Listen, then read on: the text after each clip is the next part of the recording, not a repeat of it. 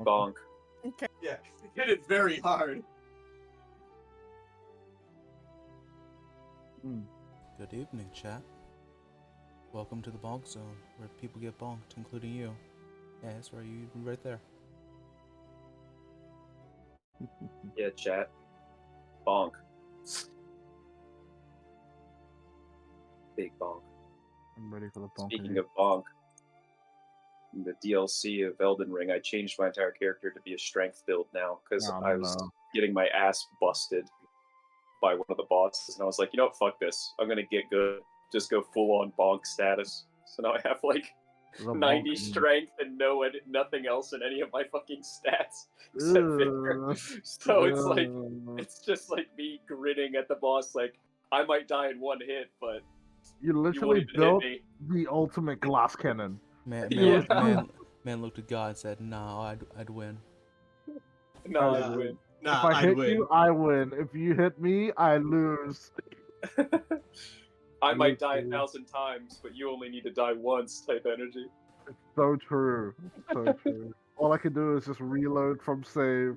You will just die. I just need to kill you once. So true. Welcome back, everybody, to the Quarter Crits, where things are fucked and nothing's getting better. But what else is new? Hell yeah. Who I wants dug a to hole last start a rocket?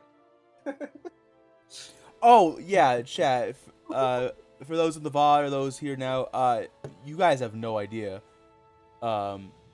These guys spent like 2 hours post-session last week, just like having like philosophical debates about what they should do. And we made like no progress. Yeah, we got nowhere. I don't know. You made some credit, not a lot, but some. You know, the average D&D, the average Noctasia session's worth. Fair enough. Yeah, we went hard for 2 hours straight, just debating back and forth what to do.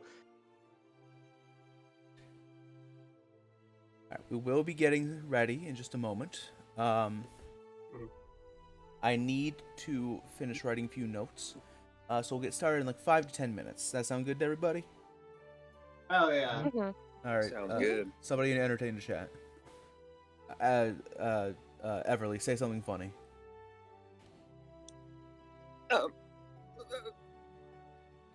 Everly. Good one.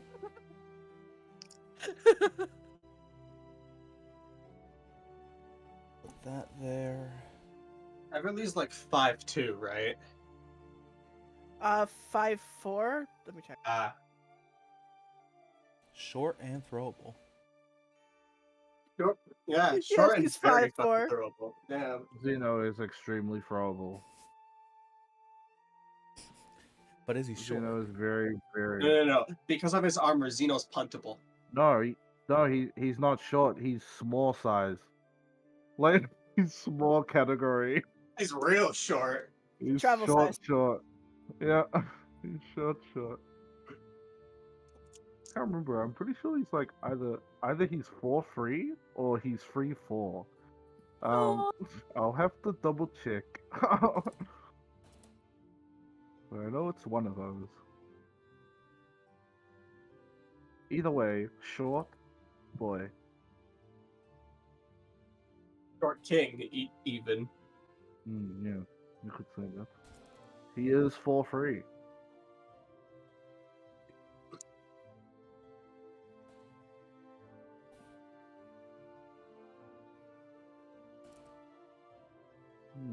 My favorite part of the live play was when Validus said, "It's punching time," and then died on round 2.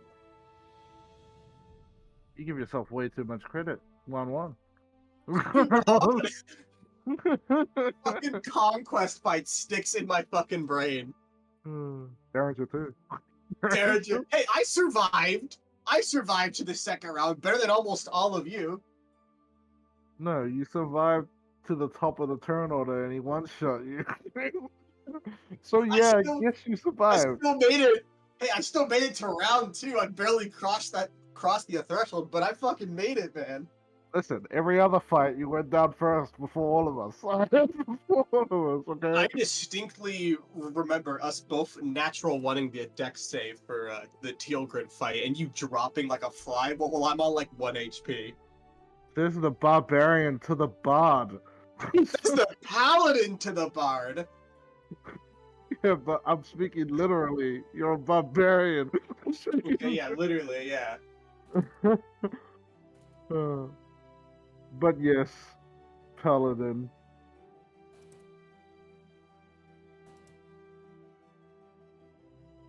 Definitely have way more hit points than a bard. Which was really sad because I believe Evely was almost as much as me as Isaac. Yeah, Everly has like the third or second most HP in the entire group, I think. Yeah, because they kept on rolling like second from max and max like most of the time. So Yeah. lucky, so lucky. Didn't you roll Like max like twice? Yeah. Like, oh my Yeah, god! I think so, yeah. You rolled 6 twice, and then you rolled a 5 for one of them. Oh, Hey, it goes with the Busted. fact I'm building her for survivability, okay? sure, sure. Gonna be the tankiest wizard I've ever seen. Blade Singer too, so she really wants can just pop her blade song, and then suddenly you can't even hit her anymore. Yeah.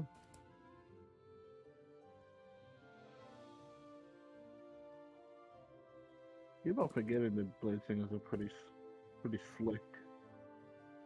Mm-hmm. Yeah. Blade Singer and not Warcaster. Fuck, what's it called? Fuck. What's the subclass where like you can swap out damage types for spells? That might be. Warcraft. I think that might be. What's it? Evocation Wizard. No. Evocations like you. Order of Scribes. I fucking love Order of Scribes just because you can turn a such a fireball neat one, isn't into it? like an acid ball or whatever the fuck. I can't remember, but there was like a wizard I played with. That when they threw a fireball down, they could just move it out of the way from like your allies. Yeah, that's Evocation, I'm pretty sure. Yeah, is yeah, that's evocation? evocation. Yeah. I think it was called. Oh, nope. I lost it. Lost my train of thought. Yeah, Evocation safely lets you fireball your allies. It's great.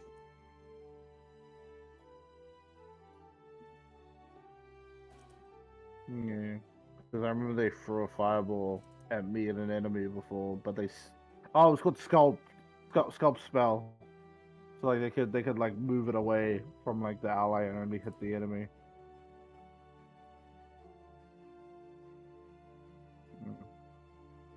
Very cool wizard ability.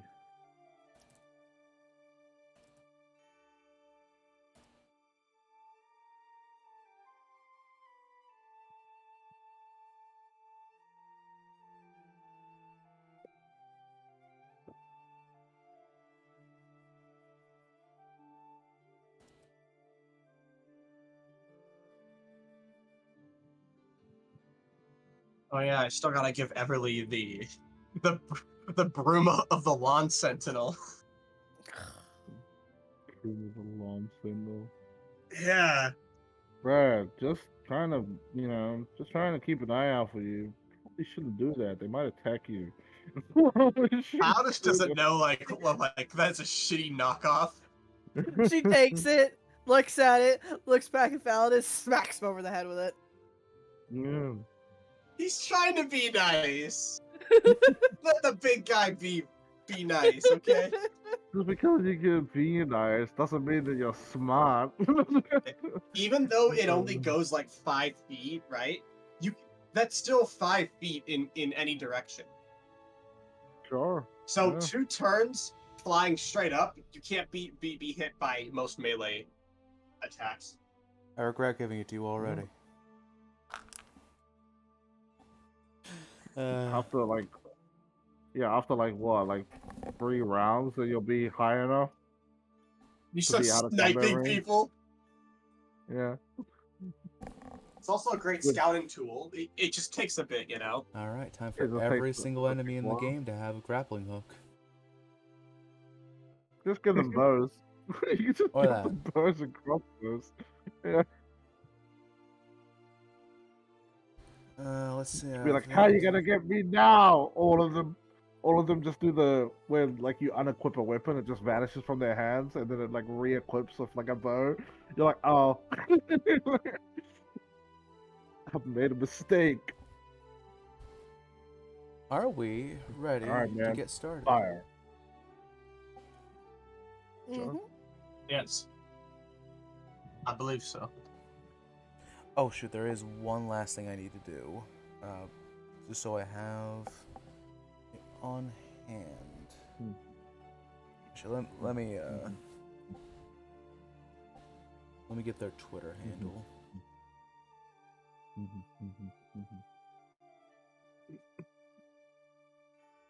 Quit saying like you know exactly what's going on. I actually do know what's going on. Oh yeah? Prove it. It's that thing you showed me. I show you nothing. Lies and slander, frankly.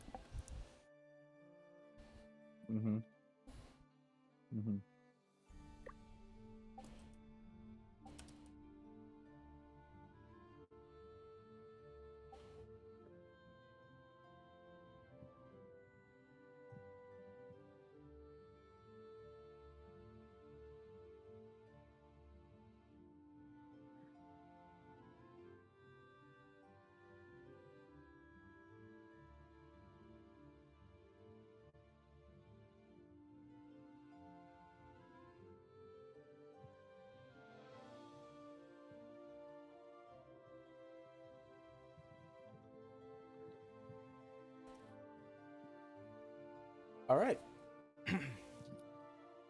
Let's get started for real this time, or something. That, and that. All right, let's get started.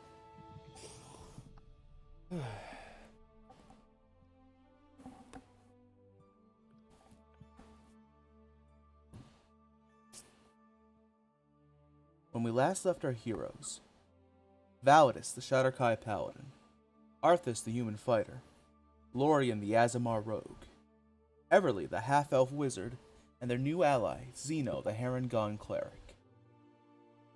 I actually misspelled cleric. Wow, how did I do that? While on the run from the Arknights, the majority of the party split off from Xeno and quote-unquote cousin Ringo in order to split the attention of their pursuers. Thankfully, the party was able to easily outrun the Arknights and made it safely to the Skydancer troop. With Arthas's keen eye, they were able to eventually dig a perfect 5x5 foot hole, and were granted access to meet up with Kanan, Lorien's sibling, and former top military advisor to Queen Lamencia. After giving a recap on what both sides had been up to, and what their options were moving forward, the party retired to bed, only for poor Everly to be visited in the night by the menace Phobos. Only now, she had nearly doubled in size, easily overpowering Everly within the strange, gruesome realm that Phobos seemed to have control over, create. It's hard to tell. But thankfully, Everly, as well as the rest of the party, rise again from their slumber to meet the day. Only for the question of whatever happened to Xeno to hang in the air. Let's find out now, as we return to our heroes. Let the journey of the cowardly princess continue.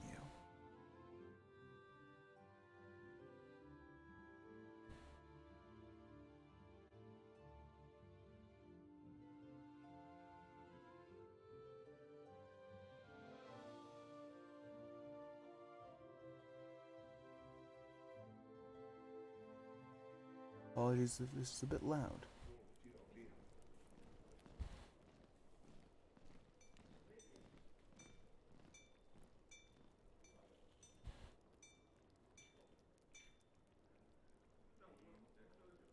Okay. Xeno.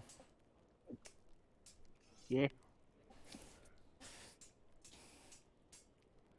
As you finally finish strapping on your armor, it had been a very stressful couple of hours. No matter what way you turned, it seemed, there were always Arknights around every corner till eventually, and unfortunately for you with your lovely coat of fur, you were forced to, you and quote-unquote cousin Ringo, were forced to take a dive into the sewers. And all the unpleasantries that entails. Mm-hmm.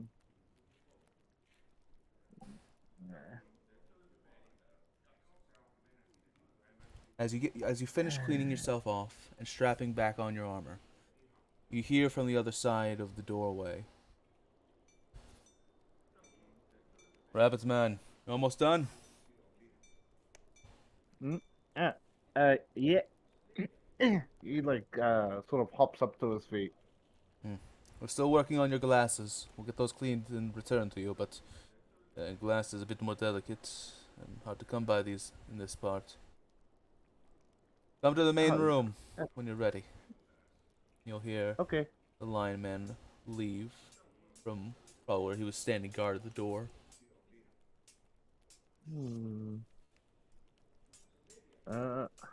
So what are my surroundings?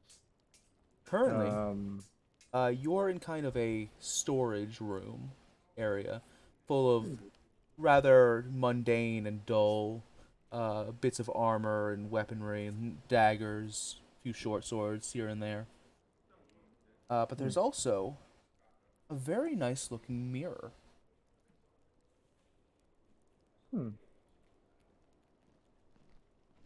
Yeah, might as well check. Xeno will sort of just hop over towards the mirror just to sort of like see if he's got most of the ick off of himself. And as you look in the mirror, this is who you see looking back at you. It's you. I would like to very happily and very thankfully, or with much appreciation, I want to thank Tiny Nightingale on Twitter for Xeno's artwork. It turned out fantastic. Yo, beautiful. I love it. He looks so good. Small boy. Small boy, The boy. my little shield. Oh. The shortest of kings.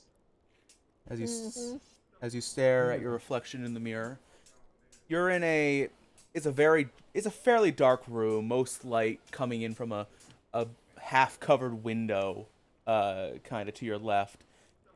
The wood here is dark and it is old and it creaks every time you take a step. You almost if it weren't for how durable your feet were, you'd almost worry that most humans would get splinters walking on stuff like this. Yeah. Not me though. I'm smart, and he'll sort of like lick his thumb and sort of like wipe his eyebrows, and yeah, he'll sort of just turn around and straighten his back and sort of start hopping towards where he knows where the back room is, I guess. I'm gonna hide your art for now, lovely as it is. Yeah. Yes. As you kind of exit the storage room, you're greeted by the sounds of men, women, even some younger lads and lasses in kind of a frenzy. People of all different races and backgrounds, aside from perhaps the high. Well, I say all. You don't see any. There's no one wearing any sort of noble clothing around, but other than that, you see a lot of tall folk scrambling around this dark, kind of mangy room, banners of all red banners with the the golden symbol of Sowthunda etched kind of amateurishly on into the center of each banner, hung up all across every wall. You, as you step out, are in kind of a a half medical, half like there's no real word for it. I guess just rest area, kind of. Mm-hmm. Okay.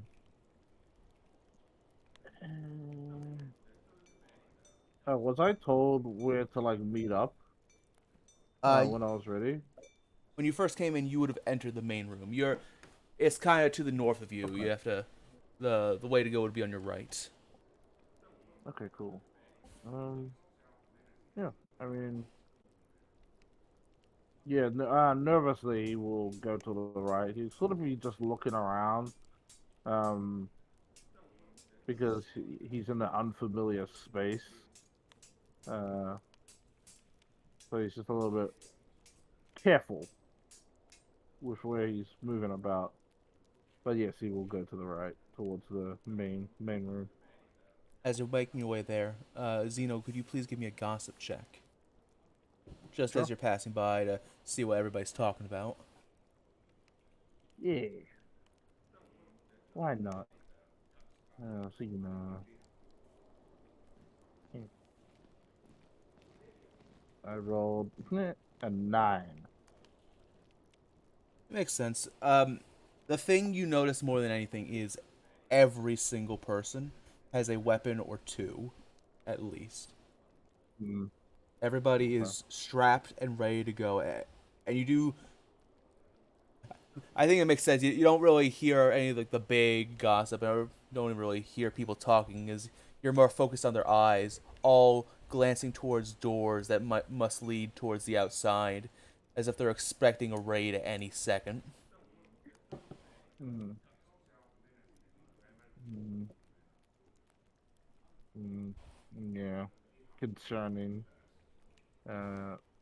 But he would want to know what's going on and why he was brought here. So yeah, he'll continue down the corridor towards the right.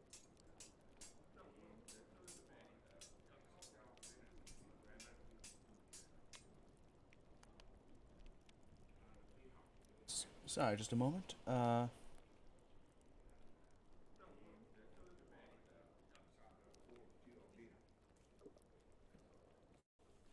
No, hold on. I think I've used that name before.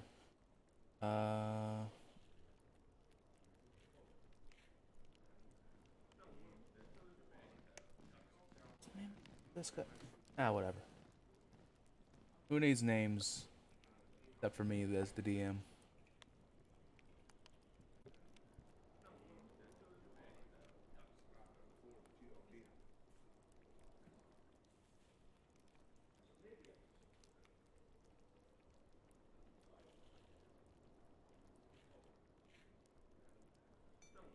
Okay.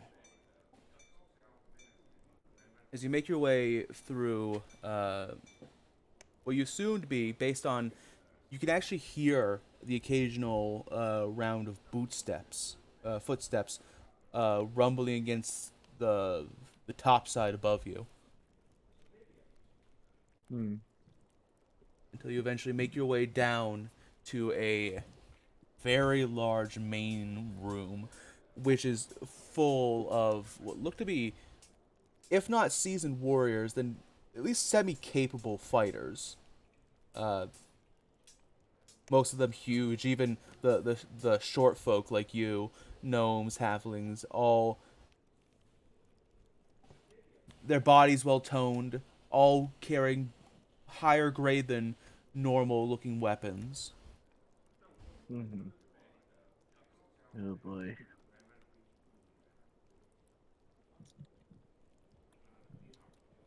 Looks like they're preparing for something, as they know, sort of like strutting. Mm. Xeno, you hear a whisper in your ear.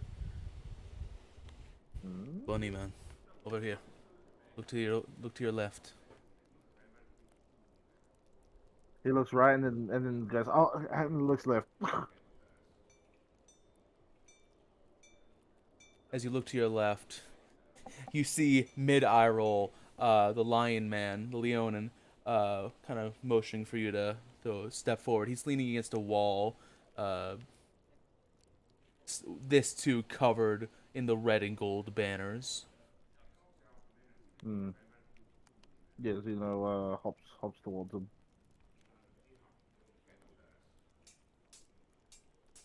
Yeah. Come, stand next to me. Lean against the wall with me. Oh, okay. And he sort of leans up with his back against the wall, I guess. Roll me a performance, please. Okay.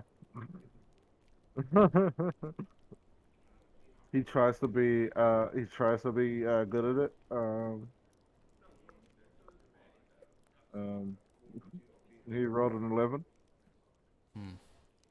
No, arms crossed. Arms crossed. You got a tighter angle. Make it I'm seem crossing. I'm crossing. seem aloof and like you Crossing. don't care, but make sure you also pay attention. He does a thing where he tries to like brush his hair, but he like flops one of his ears. Mm-hmm. As you stand there with the lion man, you continue to hear murmuring. Some people looking at you, some looking kind of towards a room to the on the like the right side of the room it'd be the left side of the room for you from where you're standing. And you see what looks to be like a small podium, not too dissimilar from the kinds used at the Ambrosian Academy. Uh-huh. Huh. Again, you hear the Like whisper. Okay. No, I was just thinking to myself. I'm using the message cantrip to speak with you. I want to apologize for being so abrupt and separating you from your friends there.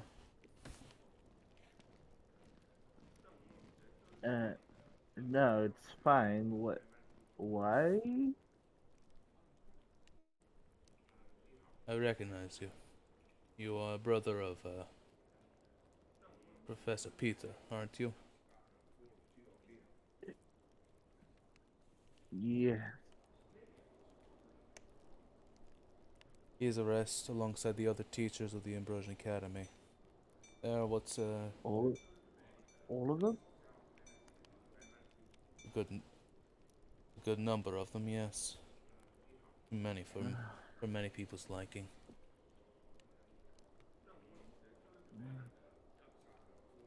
It sparked let's just say there was a good kick in the pants for many citizens of Gambino. Right. My name is Nitros.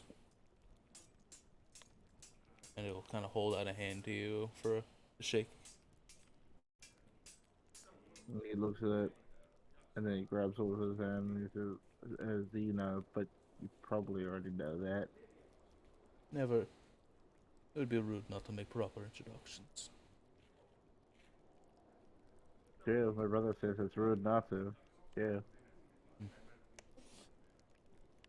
He'll then go back to looking towards the podium. I want to assure you, you have nothing to fear. We are already making plans to free your brother and the rest of the teachers. You guys are planning to what? Prison break? Uh, If only it were so simple, huh? Yeah. No. We're doing something a bit more drastic, but kind of point towards the podium, and you hear the murmurings increase.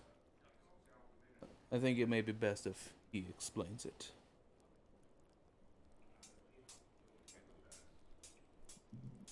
And Xeno, with your 17 passive perception, you kind of perk up your ears, and you begin to hear, boom, boom, boom. These loud, booming steps coming from the room just behind the podium.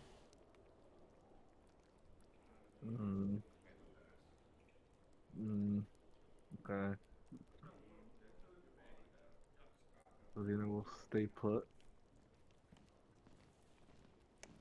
Boom, boom, boom. Until eventually, a very, very large man steps out. You see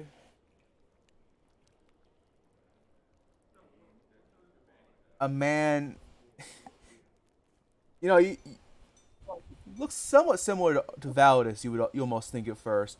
This large, this man as tall as he is wide in a way, wearing these. Looks like furs.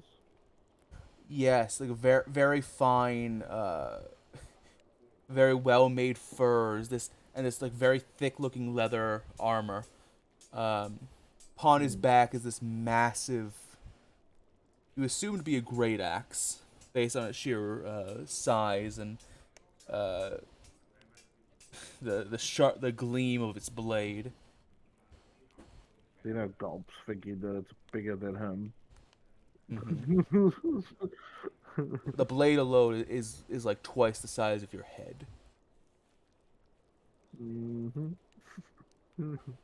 As he steps forward, he has this raven black hair and beard and piercing blue eyes that just kind of go somewhat contrary to the somewhat nervous expression on his face as he steps out and looks out at the crowd of at least 50 or so people who wait expectantly for him to appear.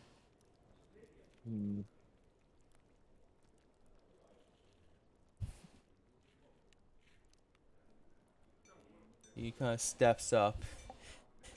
Roll me a perception real quick. Yeah, is there any chance I might know who this is? By appearance-wise? Roll me a perception. Not perception. Yeah, roll the perception first for the other thing, but then... would you know this guy? I rolled an 18 for perception. Okay. Alright, then you very easily see that. Now roll me a history to see if you can remember seeing or hearing about this guy. Yeah. He definitely gives off a unique appearance. So I was like, maybe it's something I might have potentially heard. Let's see. History, you said? Yes, please. Man, I gotta remind myself not to be like, do I know this person? Because I'm bad at history. Yep, that's a 4. That's a 4. You would remember somebody this scary. You would remember him. Yeah, Probably not important at all. Definitely not. Definitely not important. Well, I'm done here. And in fact, you're even sure he's not that impressive because as you kind of squint your eyes, like trying to half remain conspicuous, half get a good look at the guy. You see he kind of like glances down, and you see he very quickly like pulls what looks to be like a flashcard from the podium, and then quickly like puts it away. Okay.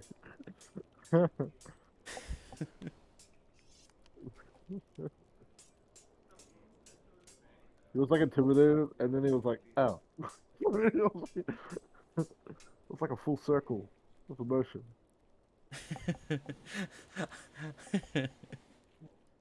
Oh.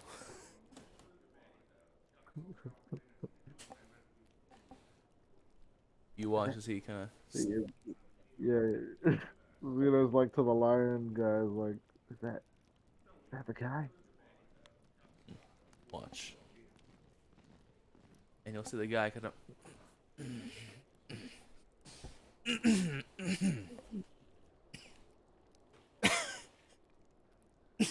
Kind of like leans against the podium. All right.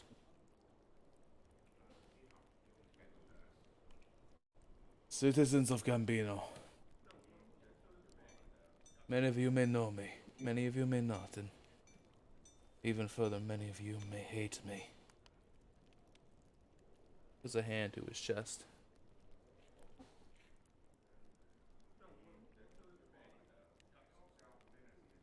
It is only formal and proper that I introduce myself. I am Argos Alton.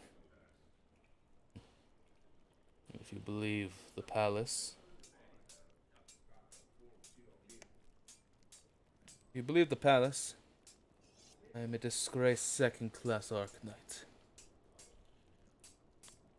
But if you ask the people of this city, you know I am a farmer. I am a warrior. I am a defender. And I have nothing but loyalty to the royal family and to the people of this country. You know that.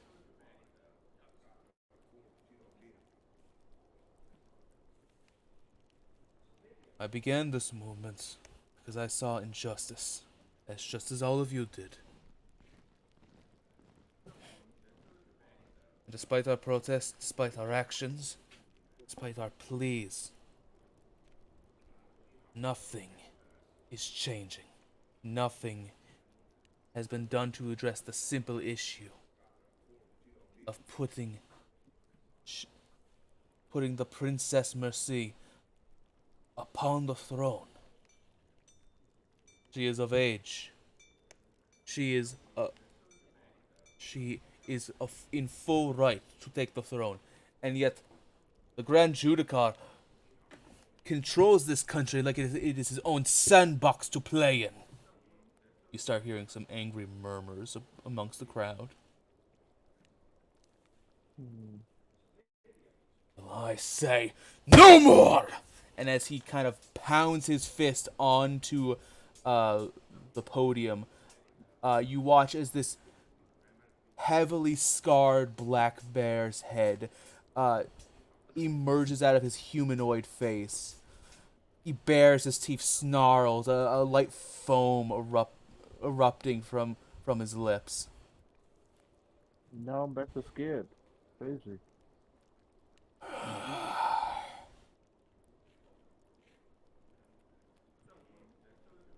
We've exhausted all options. We have given the Arknights all possible recourse, and yet they choose to do nothing with the kindness we have granted them. Mark my words. Tomorrow at dawn, we will retake the royal palace. We will return Princess Mercy to her rightful place upon the throne. And we shall free Sowthunda from tyranny. And the people cheer and stomp their feet, clang their weapons. They're ready for a fight. Oh boy. Oh boy. Can I, like, just as I'm like looking over the crowd, do most of the people here look like actual capable fighters? That was your first impression, but if you want, absolutely go ahead and roll an insight. Yeah, I will definitely do that.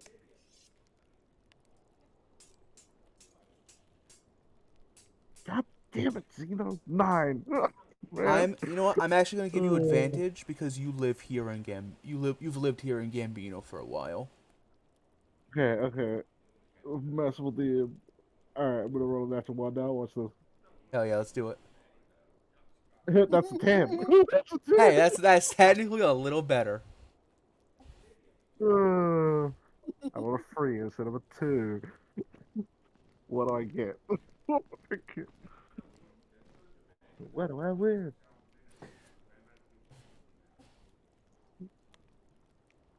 You're thinking about it. You're looking around. You're not sure. Boy. The fact that you don't recognize anybody here tells you one of two things. Either they're nobody important and thus they don't really have any accomplishments to their name.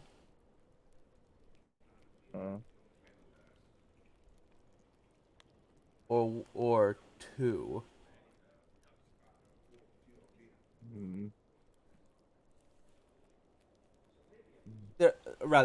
They're either just farmers who naturally would be rather well built.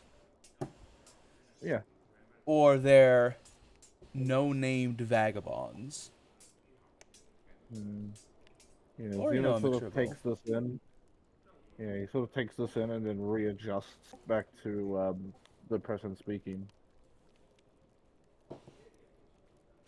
Prepare yourselves. Ready your weapons. Sharpen your arrows. But above all else, do not strike till the iron is hot, until I give the signal. Remain in the area around the Imperial Palace. Or, sorry, hold on. No, the Royal Palace. My apologies.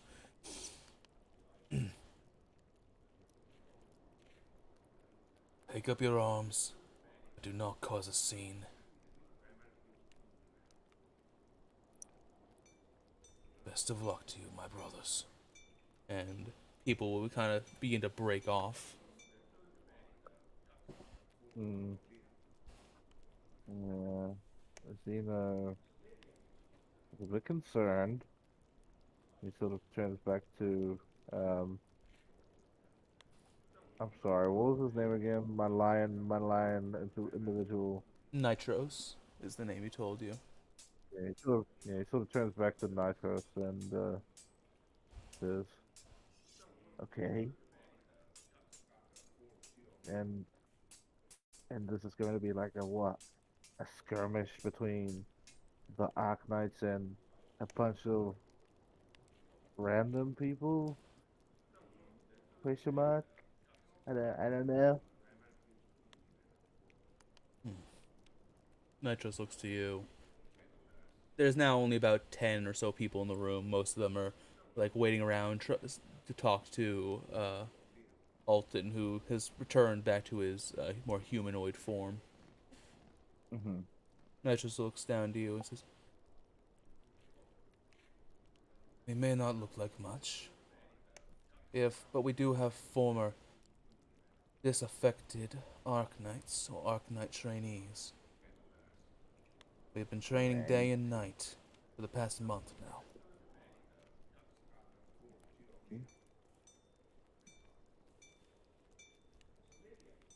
The only way to prevent tyranny is to nip it in, to take out the roots before they can form. Yeah, but the Judicat is very strong. I'm just worried about the common folk potentially getting dragged into these things. Nitros kind of looks away from you. And he kind of looks at the common people who have taken up arms for this cause and says, sacrifices in the name of freedom Fortunately, but quite often required.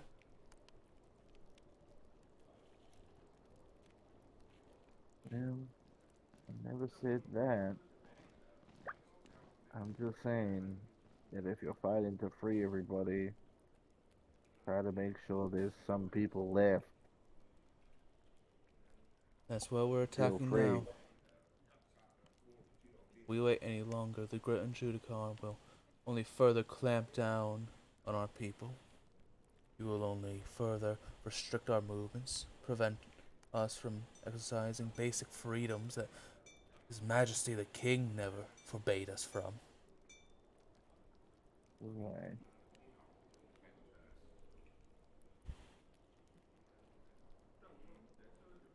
You think I can? You think I can talk to? And he sort of like points to the direction of um uh the transforming bear dude. Certainly. Don't know. I'm gonna yeah, I'm gonna touch base with him real quick, just to see what he's thinking. To be honest. As you make your way over to Argos, you catch him just as the last person is like turning away, like satisfied with whatever conversation they had had, and he watches. He kind of like gently leans against the podium and goes like, "Oh, goodness, that's over." Ahem. Oh, Excuse damn it. me. Yes. Hello. How Argos? Squints at you for a second.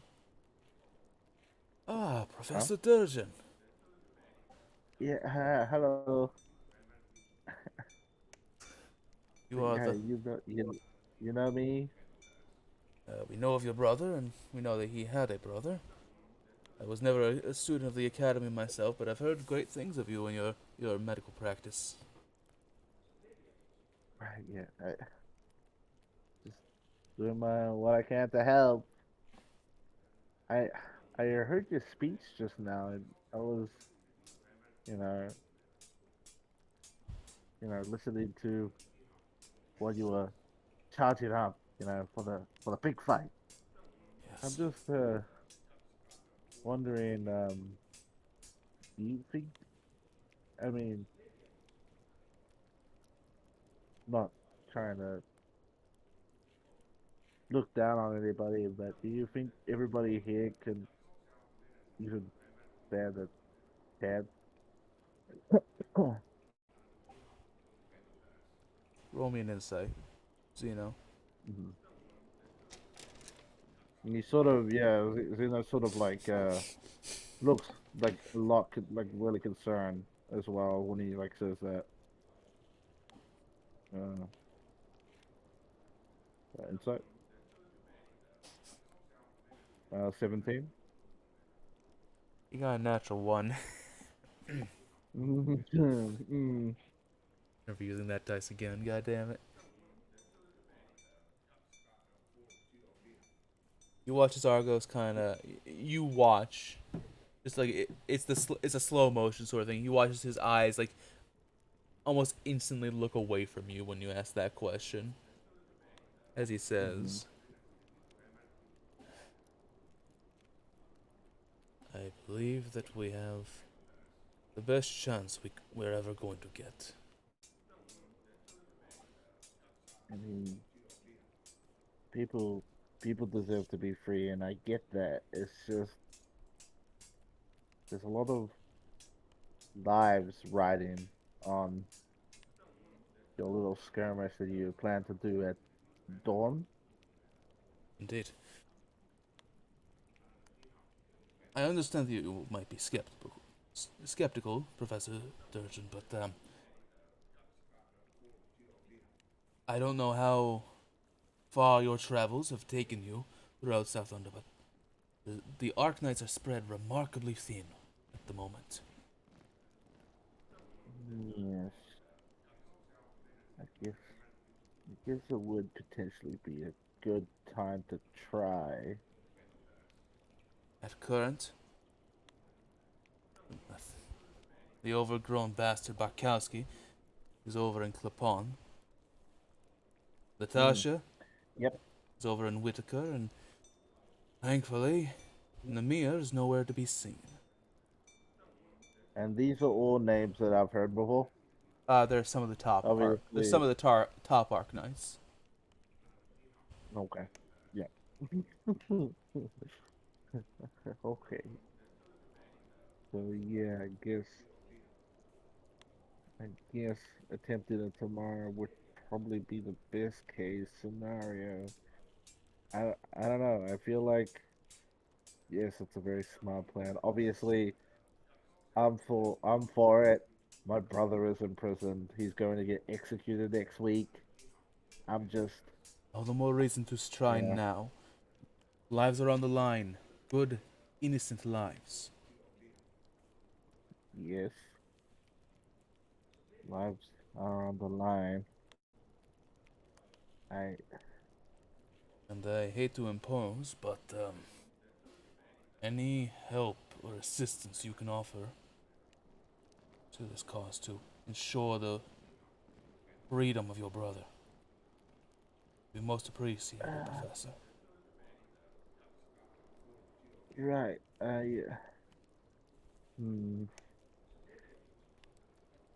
What would hmm.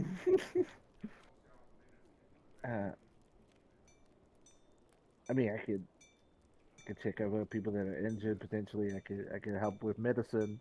I don't know how much I'm gonna be good in a fight. You know, a bit of a doctor.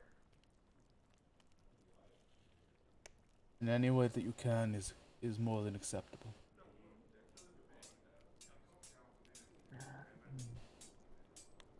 Hmm. Can I get like a vibe check on this guy? Kind of like, kind of want to get like a whether or not like,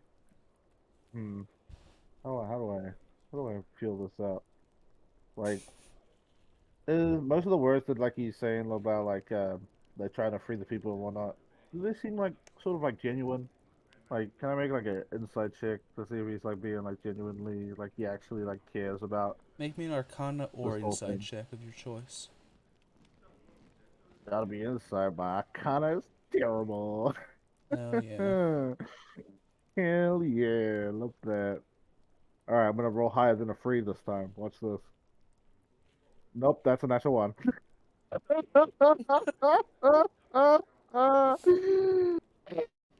Don't worry, I'm getting them all out of the way before the battle. All out of the way before the battle. Get them all out of the way before combat. All out of the way. The Noir curse strikes again.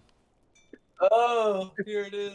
It's no longer the Noir curse. I think it's a cleric curse. It might be the cleric curse. Oh no. Oh, No, not the CC. God This damn it. Alright. Anyway, I rolled an 8. Natural 1. That natural one. Trying to think which extreme I want to go with here. Jesus.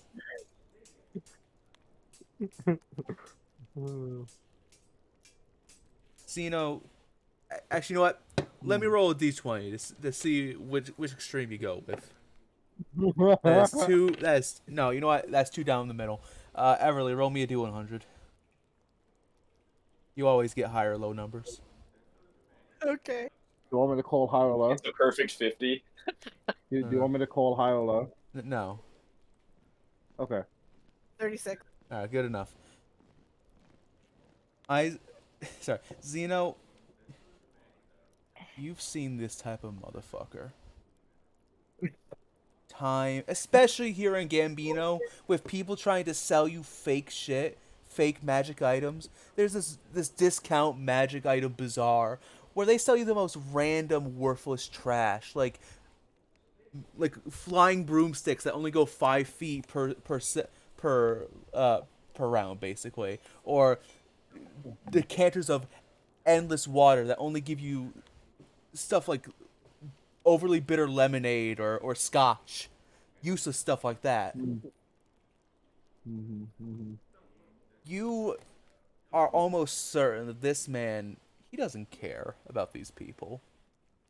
God damn it. He's just another one. He's just a grifter trying to make a name for himself off the sacrifices of others. Oh, I assume it's way too late to call my inspiration. It's way too late to call it. If you want to use your inspiration, go ahead. I want to trust this guy. I don't want to be a dick to him.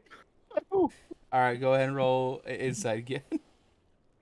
If you're gonna use your inspiration, If I could just not get an actual one, it should be fine. If I could just not get an actual one, it should be fine. 13. as you're having these thoughts, you almost in the back of your mind hear Peter's voice call out to you. Slipping back into your old habits, eh, bro? Knock it off, you goofball. And you put your own biases aside for a second, take a breath, and you consider the words he spoke and the anger, the real anger that invoked his transformation. And you think, no, maybe there's a chance he's not being fully honest. Maybe he is trying to get some fame for himself, but he does seem to want to help these people. Help the people of Gambino. Okay.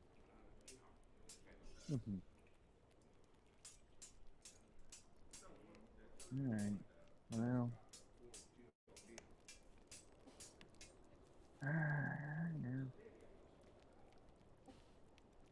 You then hear the I might have a lead on potentially trying to get some help, but I don't know, it's just a lead for now. I'll have to talk to them about it. This help. Are they more capable fighters? Yeah, I would say so. Yeah. Definitely more than me. He sort of like holds up his noodle arm. Do not give yourself such a hard time, Professor. Just look at Nitros over here. Sick as a dog since the day he's born, huh? And you hear Nitros kind of grumble.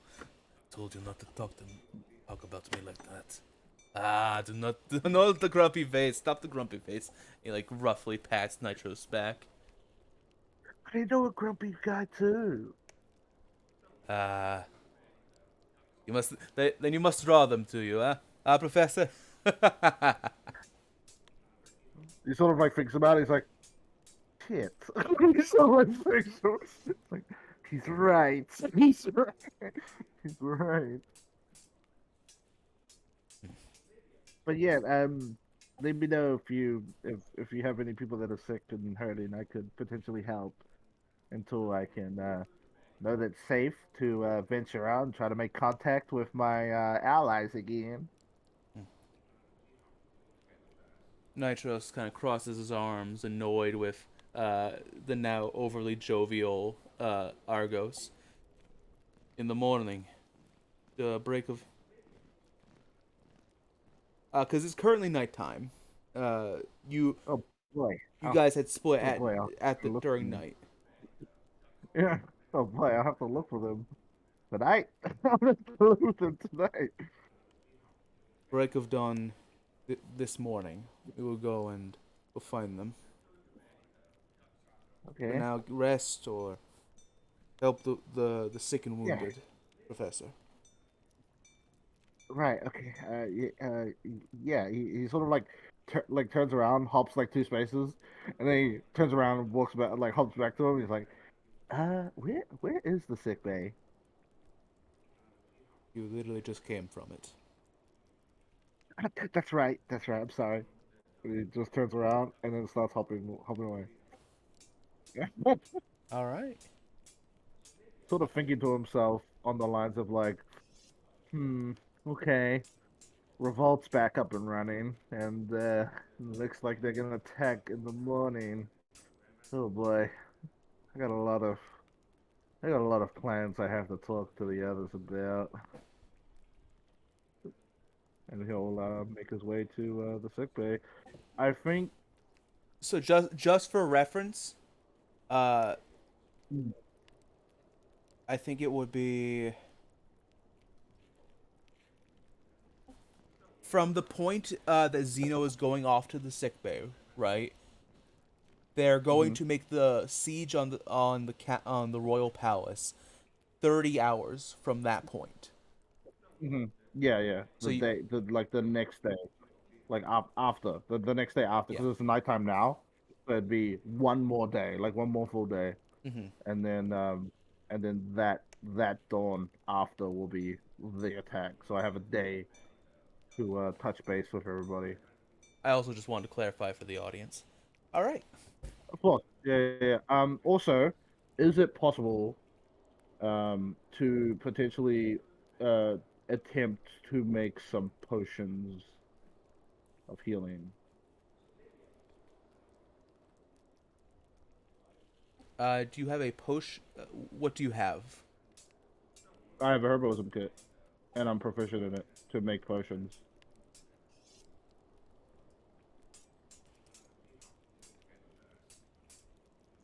Give me just a moment.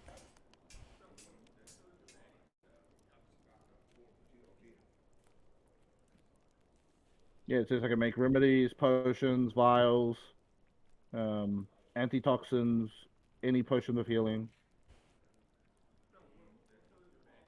Okay. And it requires my modifier, which is wisdom, as a check to roll for. Sort of like how it uses intelligence for like for like the poisonous kit. It's sort of like takes intelligence. This one takes wisdom. Let me check the item in your inventory. I don't have materials though. Actually, I need materials to Yeah. make a potion. I would have to go buy some. I guess I could do it tomorrow, but I would like to get some soon. Ah, man. Sorry, just a second. I just want to make sure. This remedies and potions, proficiency with this kid has your proficiency.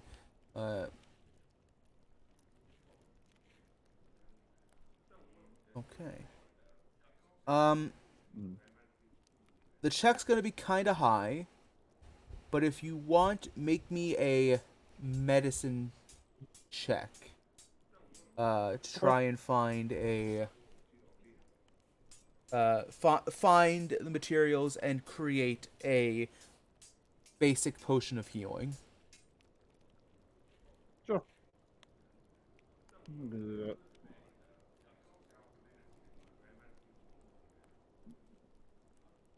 It would cost GP for me to.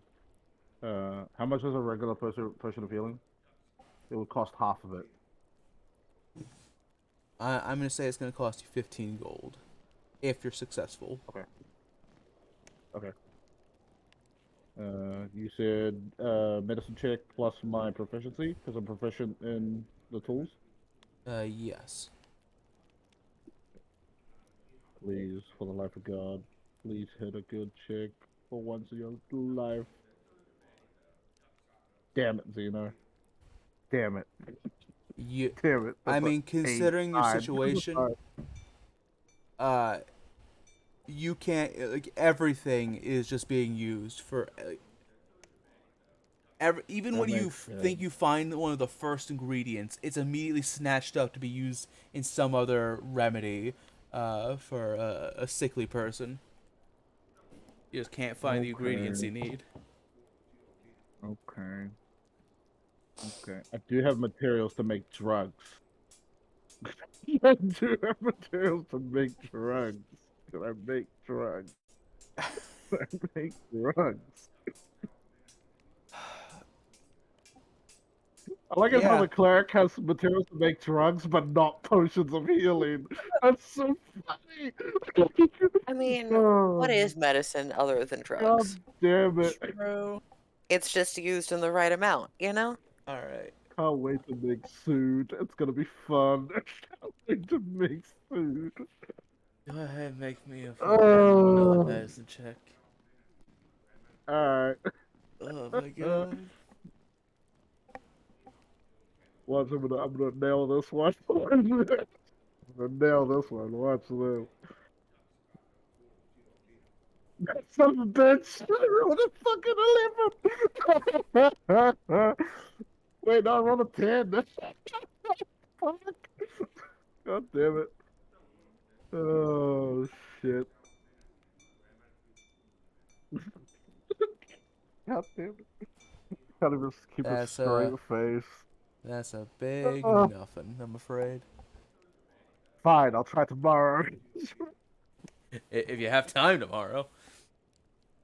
Sure. Xeno, go ahead and take a long rest. Okay. Get back to you at a later date. Yes.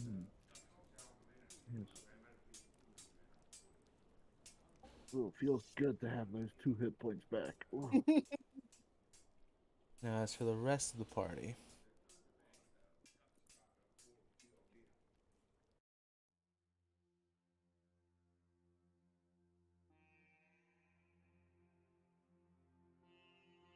you wake up in the Skydancer troop, in the strange pocket dimension esque space that it takes the form of a tavern and inn, and it is eerily quiet. Well, for everybody except for Everly, who shoots awake in a cold sweat from the night before.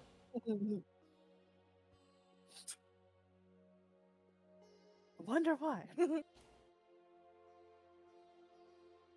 What does everybody do as they get up?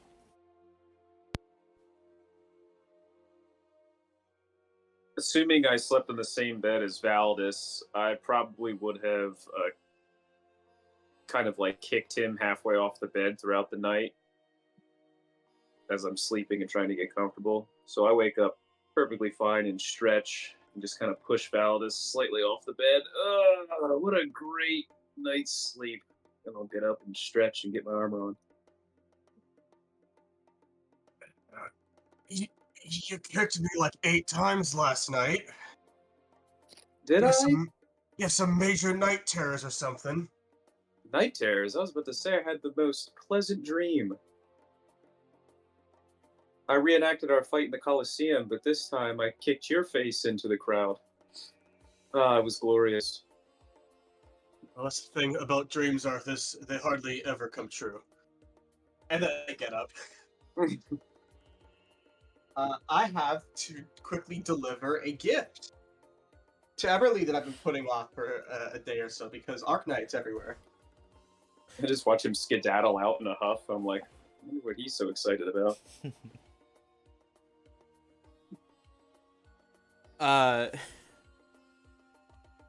As you go to Everly and Anastasia's room, Everly,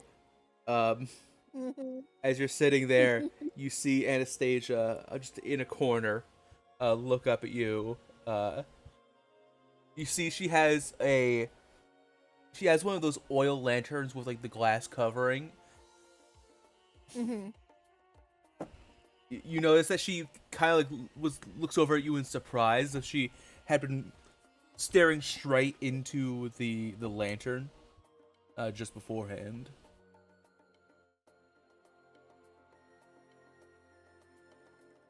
Are you okay?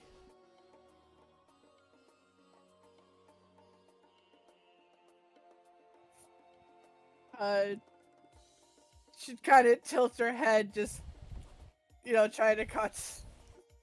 trying to think if maybe she should ask her about what she was doing beforehand, but she just shakes her head. I had a bad dream. Oh. You feeling okay? Should you go back to sleep, do you think?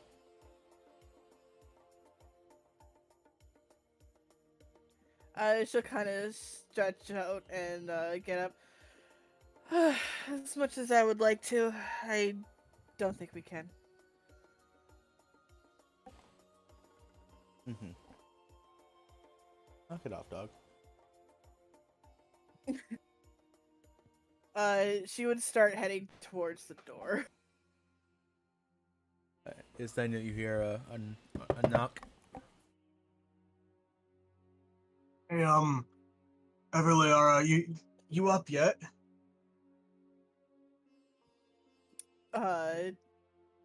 She'd kind of swing the door open a little bit forcefully. She kind of rubs her temples. Unfortunately, yes, I am. What's up? Well, when we were exploring the little magic shop, I picked you up something. I thought you might like it. And by the way, when Valdis is like, doing this, it's a completely different vibe than like when he was giving Lore their gift. It's very casual with Everly, and not at all like nervous schoolboy energy. And he holds out the broom of flying in air quotes. One of those flying brooms things. Seems like your type of thing. Now, Oh, would Everly know what this is? Based on what he said, roll me an Arcana check. Okay.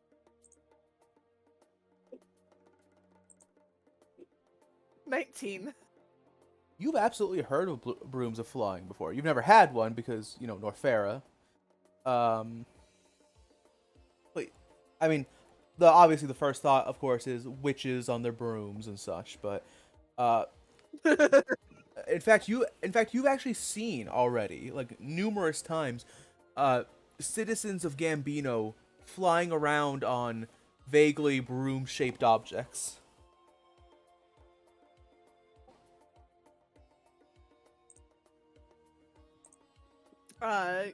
Looking at it, surprised, she'll go, "Oh, well, thank you, Valdis. It's actually really nice."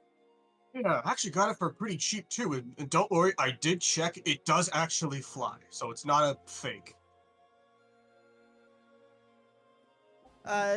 She'll give a little bit of a smile, even though she has a bit of a headache.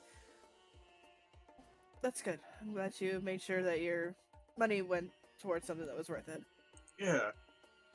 Yeah, I like to think that I'm pretty smart with that kind of thing.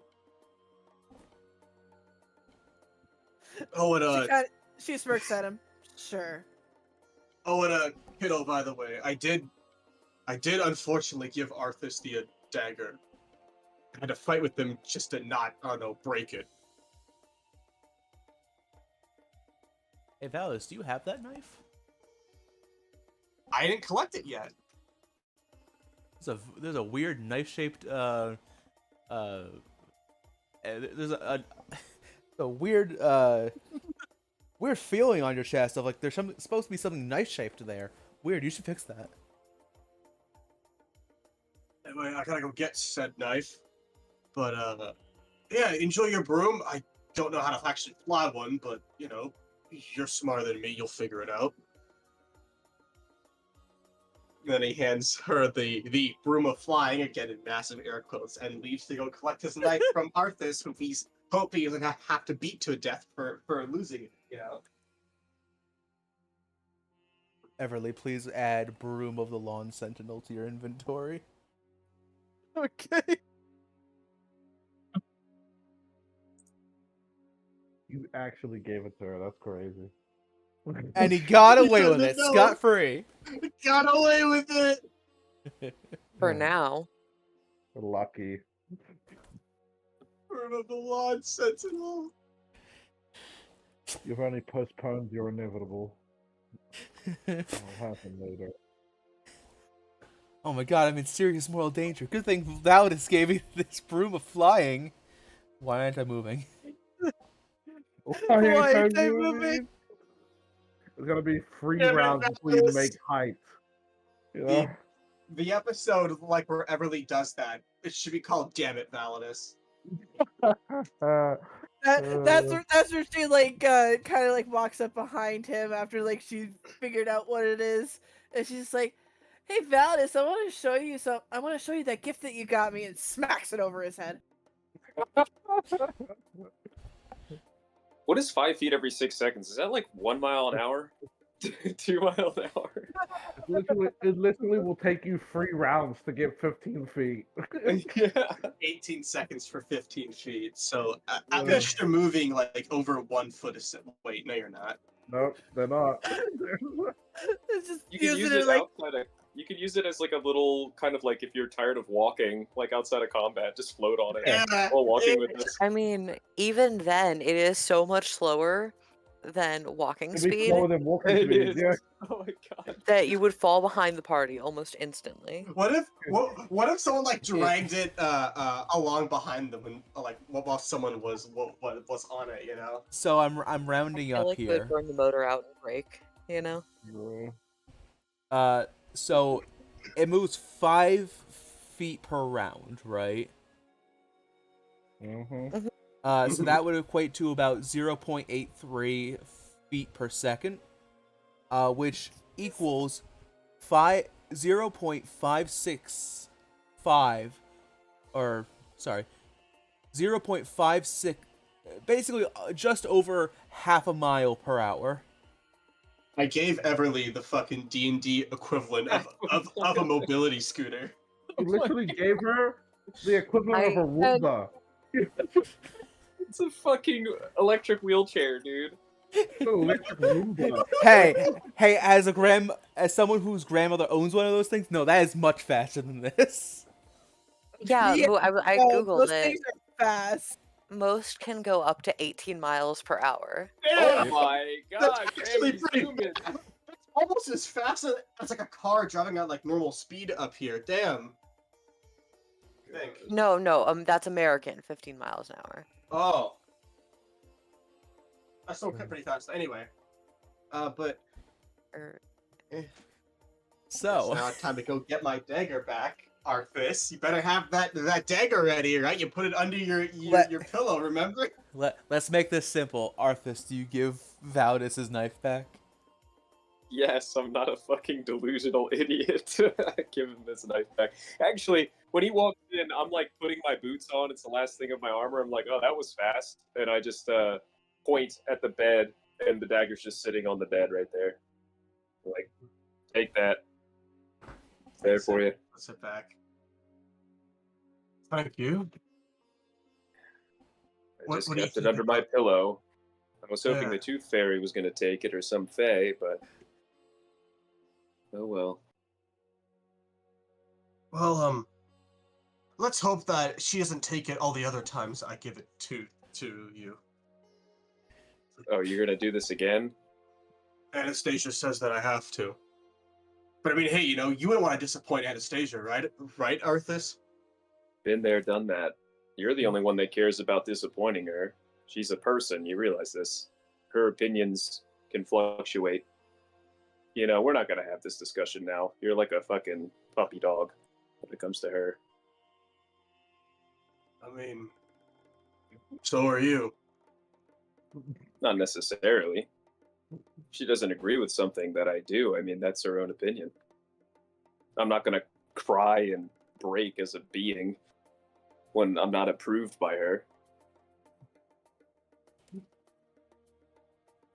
Get dressed. You have eyes. I'm dressed. I'm waiting on you.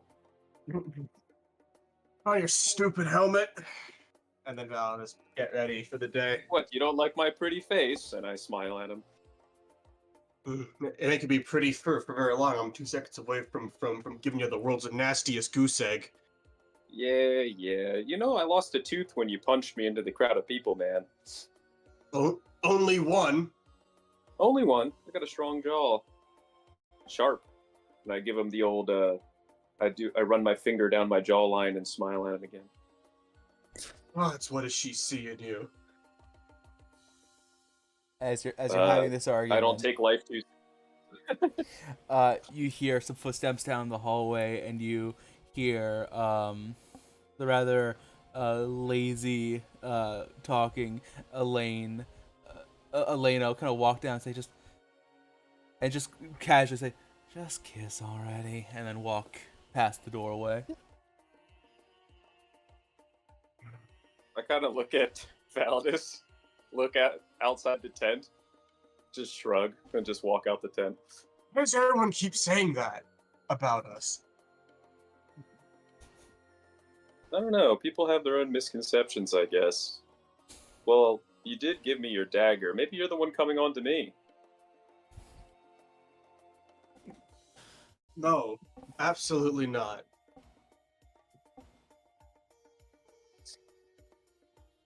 Too much. Whatever you say. Too much of a dick for my taste, you know. Everything you speak is an insult. Not even a good one half the time. I'm not used to being nice. No one's been nice to me, so why should I be nice to them? Anyway, where are the others? I knew our camp's here, but... Lorian, what are you up to? Laura's like chilling in their like pajamas, sitting and reading their book that they found in their room. The many applications of the word fuck, a dwarven language book. And like sipping tea, just chilling their slow morning in before they eventually get ready and go join the party for breakfast or whatever. Alright, roll me an intelligence check, please. They're just having a nice slow morning in, you know? Absolutely. 11.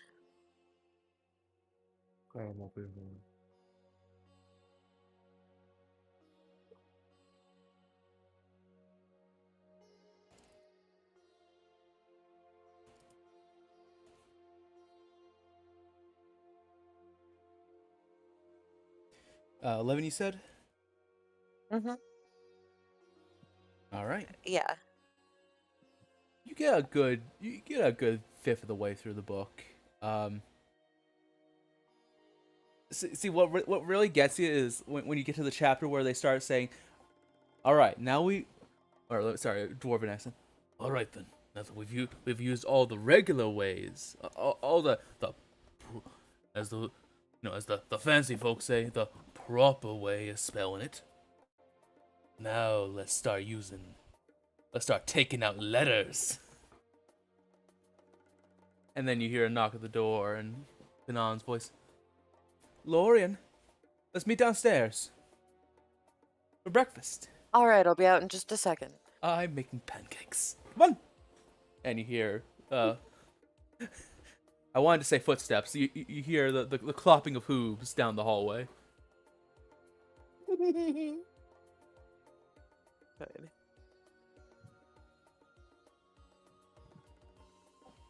Does Kanan have wings? Yes. Does he fly? Does he ever use them? I should ask as well. Yes.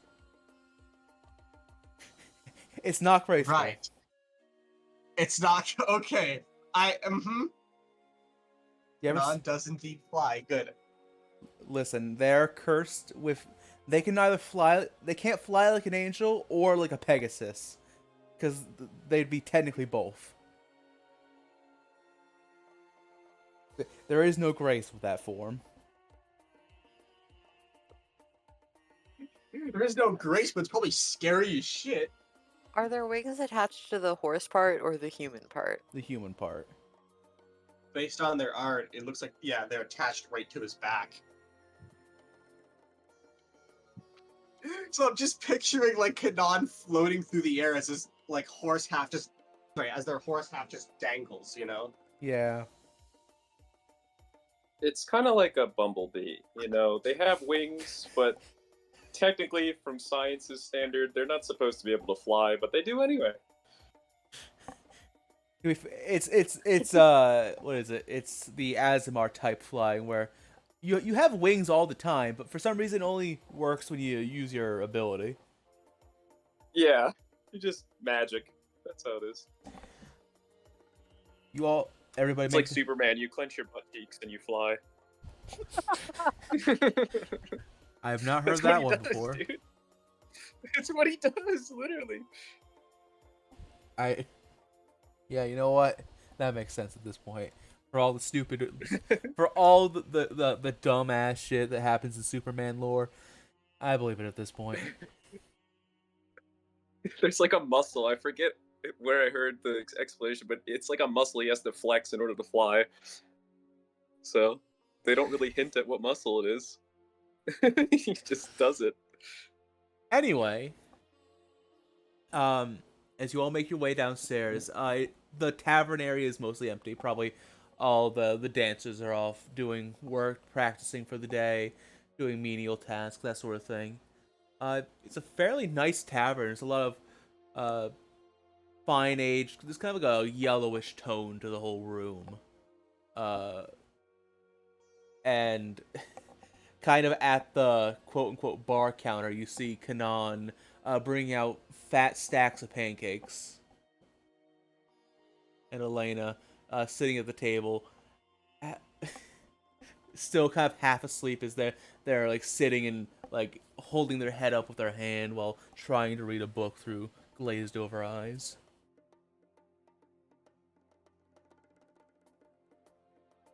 You look a bit tired, Elaine. Did you not sleep well? With Kanan here, who has time for sleep?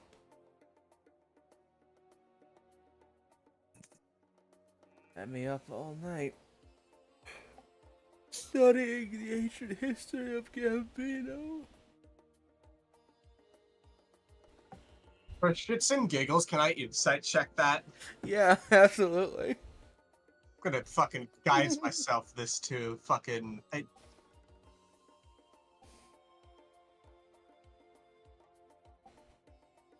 Total of 13.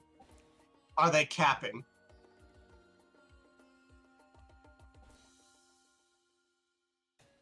Do you know? Alright. I feel like all of you here would understand this pain. You ever been to... So you know... God, this is bring back traumatic memories. You ever been to a library during finals? Yes. You know that look in students' eyes? That's the look you see. There's no joy in those eyes.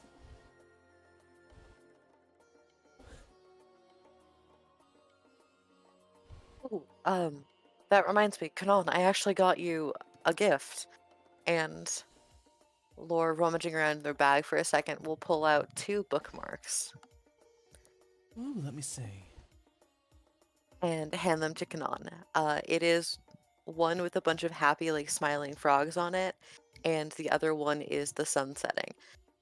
I got myself 2. If you'd rather have those, I'd be okay with it, but I figured you'd like these, and Laura will also show them the ones they got for themselves. Oh, Elena, look, the frogs! And Elena, without even looking back, says, "Yep, those are adorable. But you're not looking." Yep, they're adorable.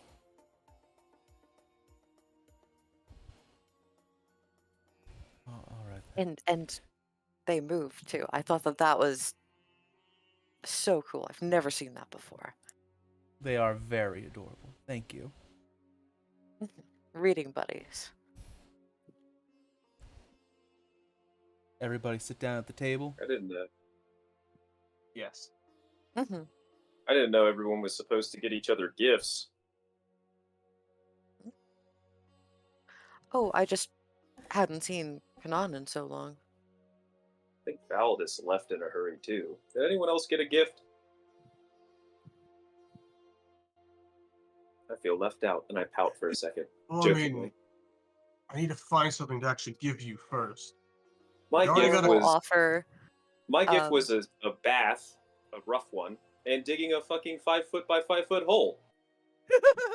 I hate this place already. Arthas one of the 2 bookmarks of scantily clad people of either genders to Arthas. Like, I'll smile share. And take one. Thank you, Lorian. Which one do you take so I can mark it down in my inventory? The female one, most likely. Okay. Oh my god. Anastasia with And no I mouth. immediately take out. Mhm. I immediately take out the journal I've been reading, and I bookmark my page with the bookmark, and then tuck it back in my stuff. You know what's horrible? That implies you've been dog-earing the pages. Yes, I have been dog-earing the pages. Somewhere, Abel is in intense pain, but he doesn't know why. I know his heart. He's clutching his heart. Oh, what's happening? Lore has the expression. They feel. realized that they fixed a monster that they didn't know existed, you know? Yeah. Somewhere, Just a Abel's brute. going. Okay. I feel disturbance. What is this evil? Poor Abel. As everybody sits down, and Kanan brings out the last stack of pancakes, and as Anastasia and baby back ribs just stare, knowing that they can't taste the fluffy goodness. You're all served some breakfast, Aww. and Kanan sits down and asks, "All right, now we've had some sleep, some food on our bellies. We've had some time to reflect. What is the plan? What are your thoughts on where we should go from here?" Arthas and I actually made a discovery last night.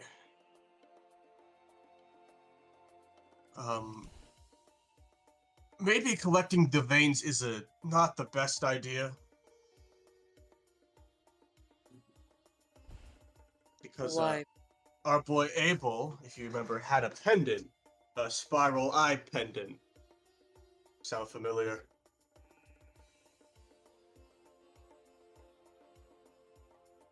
Lore kind of looks around, seeing what everyone else thinks before kind of like nodding, like, oh yeah.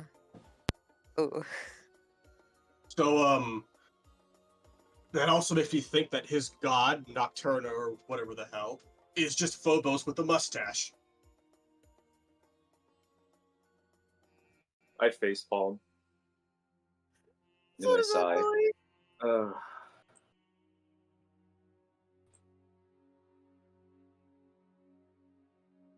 That Basically, what he's complicates trying to it. say is the symbol looks like our eyes, or it resembles the state that our eyes have taken as of late, which Valdis and I kind of think Abel might actually not be altogether trustworthy, like I first brought up to the party back all the way in the castle. And I did apologize last night.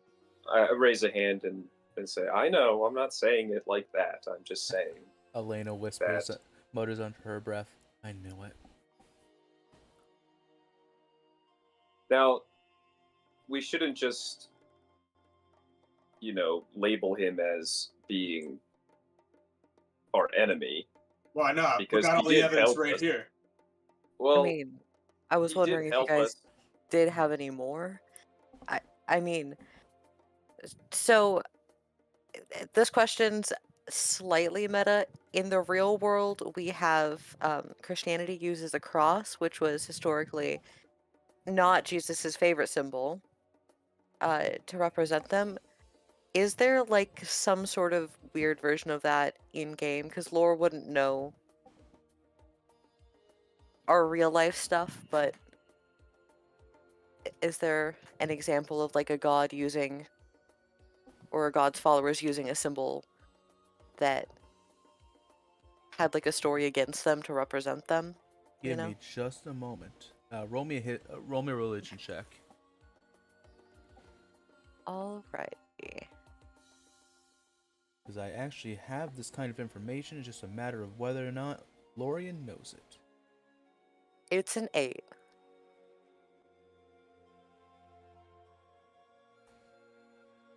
An 8? Mm-hmm. Not very good. Oh, like trash tonight. Don't worry, Mhm. brushes off shoulders. I'll roll nat 20.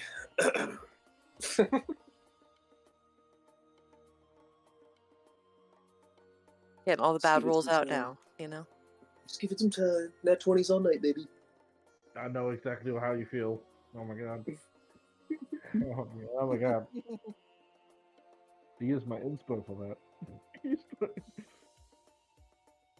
Okay. I know you did get an 8, but considering your heritage and faith in the goddess, hmm there's a very famous story, especially amongst Consado's worshippers, about the origin of the Forget-Me-Not. One day, no one quite knows the reason why, but one day, the Night Mother ventured into the realm of dreams, the dreamscape, and stole Consados' mind. Or rather, stole her memories. Every single one of them. And scattered them across the many realms. Consados, left only with her nature to guide her, continued to ensure that the dreams of mortals were maintained and properly doled out, but her lover, the goddess of death, Styx, was greatly saddened by the fact that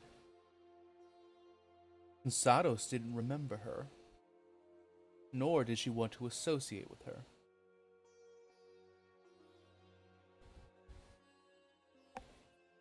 So Styx ventured to the material plane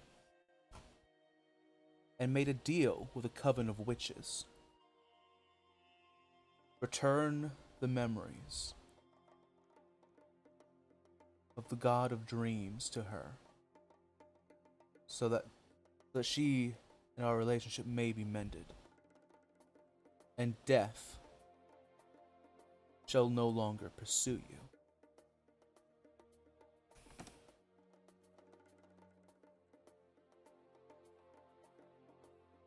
This coven of witches spread out across the material plane,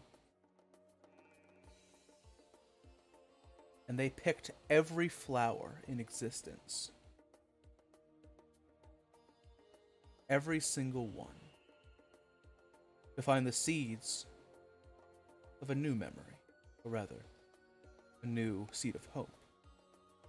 Until eventually, they came across a flower with no name, no future, no path.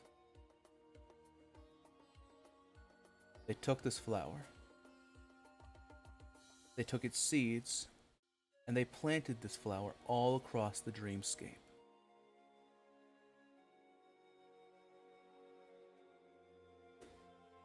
As these flowers spread throughout the dreamscape, they coaxed the memories of Consados back to her. And piece by piece, the goddess of dreams was rebuilt.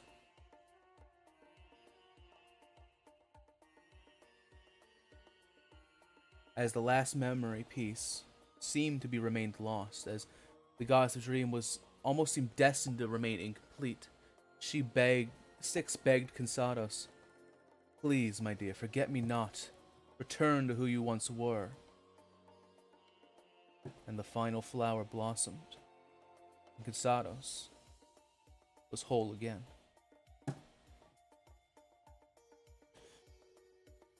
The flower, though it does represent Consados and her ideals, was not a pleasant time for her.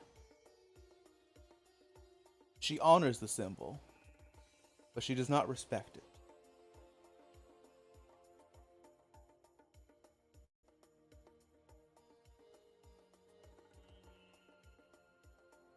Okay.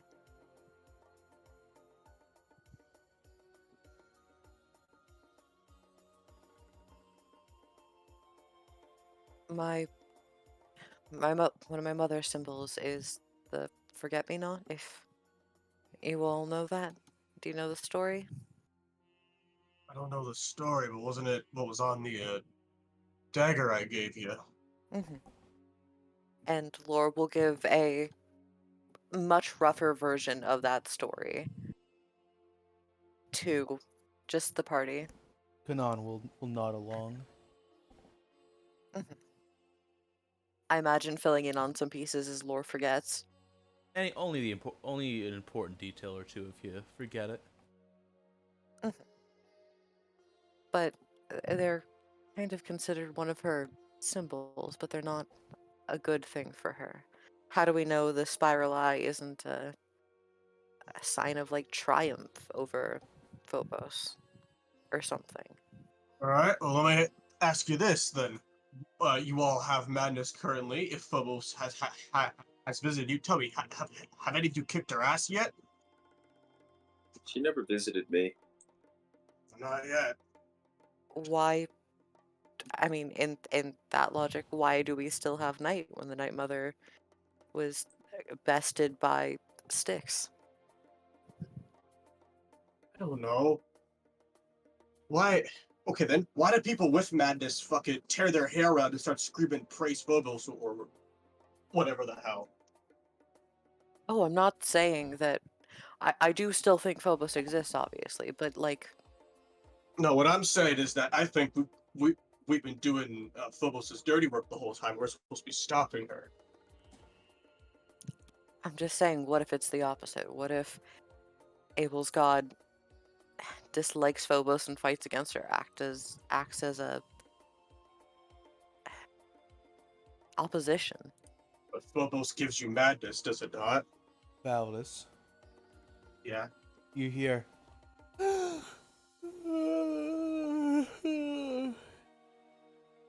Mr. Drow, I have a question for you. I kind of like turn to a lore. Lore will point at Kanan. Kanan will point at Elena. Spider-Man meme real quick, you know? I mean, if you're talking to me, not a drow, but go ahead. Regardless of what you are, is Abel... Admittedly, I very much respect Professor Abel. He was very good to me during my time at the Academy. This god you claim he worships, is it this Phobos character? Or did he give it another Well, he name? he didn't call her Phobos. But you say it's Phobos who visits you, and who grants you this thing called madness. Why does he have a symbol, the same a symbol of the same thing caused by Phobos going around? Did Lorien not just And it wasn't like this was Yeah, what if Lorian's right? It could just be like a warning. Maybe Nocturna is somebody that fights Phobos, and their followers wear the symbol to kind of understand that, like, look out for this thing or something. Everly's gonna also raise her hand at this point. I can tell you with pretty much certainty that Phobos doesn't like him very much. How Yeah, do you what know? makes you say that? Because that creepy ass bitch visited me last night. Well, I think by now that we can assume that anything Phobos says is a complete lie.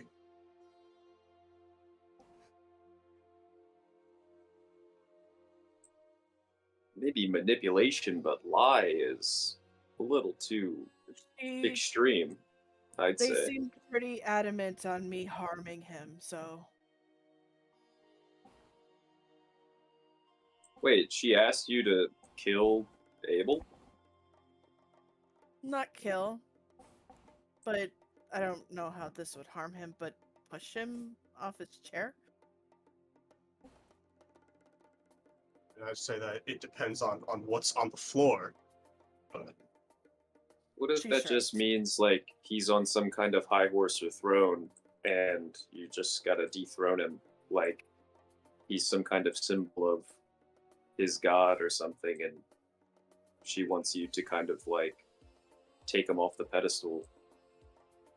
Look, point is, this is either the world's worst coincidence, or he's not telling us something big. So my suggestion is that minimum, we be real cautious around him. Maximum, we kill him next time we see him, if we see him again. That's why I was asking if you have any other proof other than the eye imagery. I'd imagine that that's all the proof you fucking need. Well, as we were talking, it's not, but That's enough proof sure.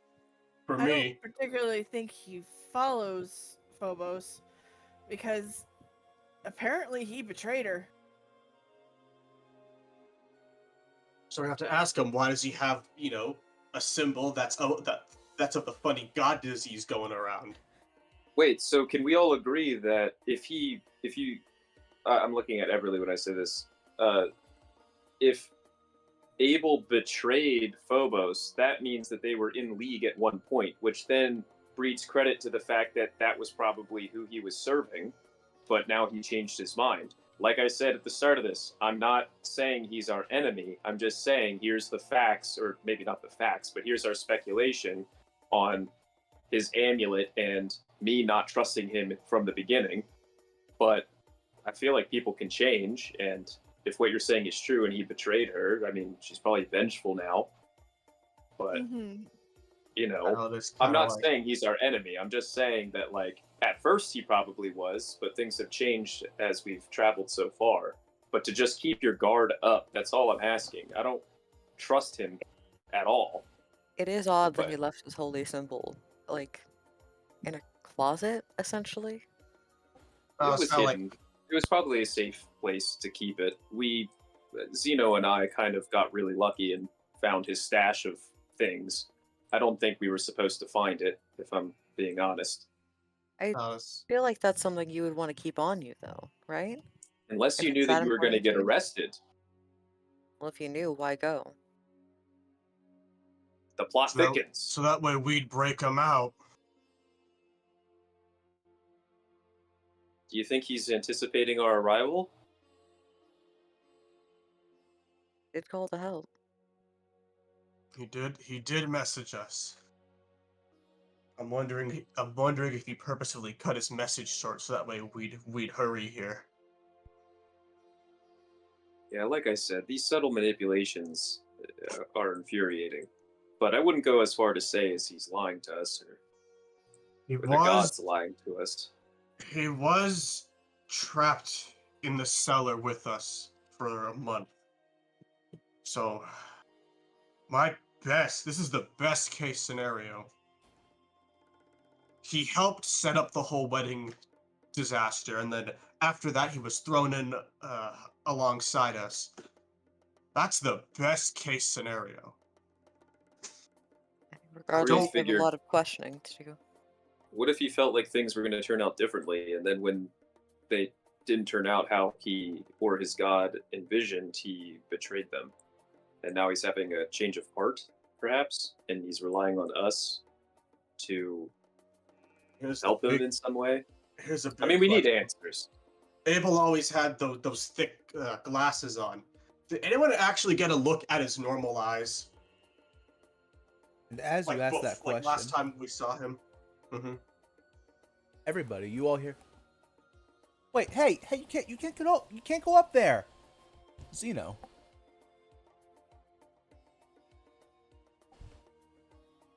Oh, okay.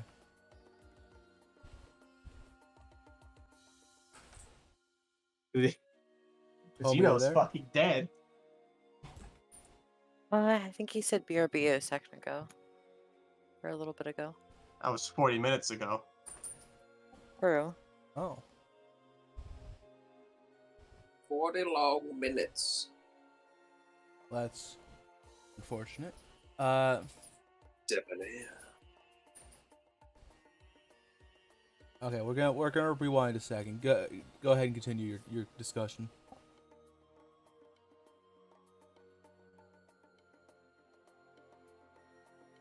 I haven't seen his eyes. I mean, were the glasses clear or were they like sunglasses? Um, I think he just had those kinds of anime glasses where they're clear, but every time he looks at you, it's like the frame like shows The they're villain dark colored. glasses. The villain glasses. the glasses were like actually fairly small on his face, all things considered. His little reading glasses. I'll put his art in the It's- chat again real quick so you can see. It's worth looking at him. I don't know if we should just trust what he says right away, but I think it's definitely worth asking about and trying to figure out. You know, Regardless, it doesn't he's change gonna plans deny too it, much right? other than maybe grabbing the Ichor or not. We still I need to still think break we should. everyone out of the castle and Yes, but break into I'm the just trying to say, don't trust him. academy. I'm questioning the Ichor, but I know what works. Every big monster we kill does something major. We don't know what happens when we get an Ichor yet. For all we know, it could make things worse. True. And you know what that means? Let's do nothing.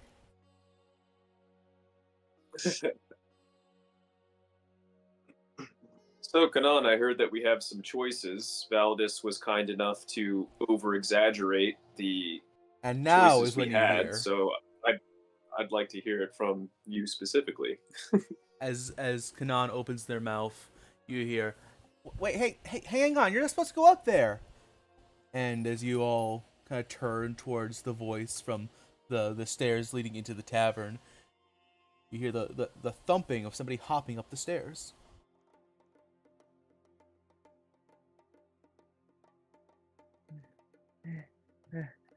Guys, help! Help! Oh, Xeno in here. Okay, okay, me. Glad we don't have to break you out too. That was very insensitive, and I'm choosing to ignore you. Hi, guys. So I take it you escaped with the Leonin? How was that? It was alright. We went Took you a for while to get tour. back. I was helping some people. Some people. Hey, what?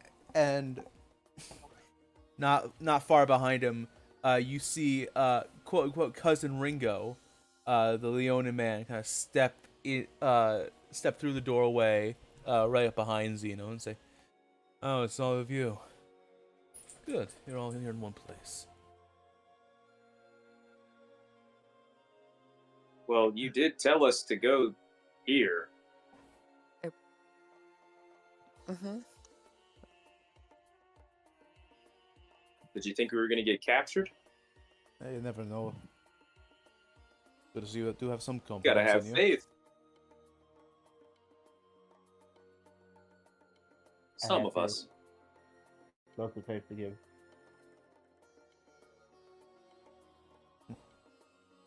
Go on. I'll stand by the doorway. You explain this to them. Explain what? Oh yeah, there's you guys don't know the Resistance. They're planning on leading a revolt against the castle tomorrow. He sort of like slowly like turns towards towards the Leon. Tomorrow dawn. He nods. Tomorrow at dawn, the revolution is going to charge the castle.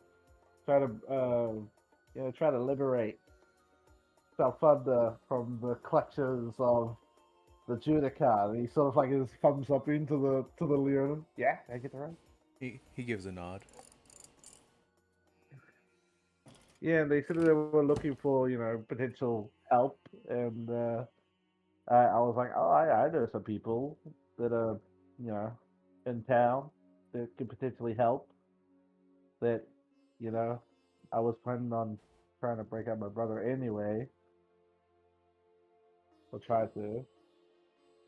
Laura looks around to the rest of the party. I think that seems like a real good time to try and get in, if nothing else. Yes, yes, What it does is a good this time. It's a good time because most of the higher up Arcanites are not in the city.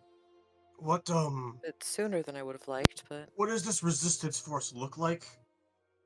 A bunch of capable type of people. Kind of. Leona man speaks up.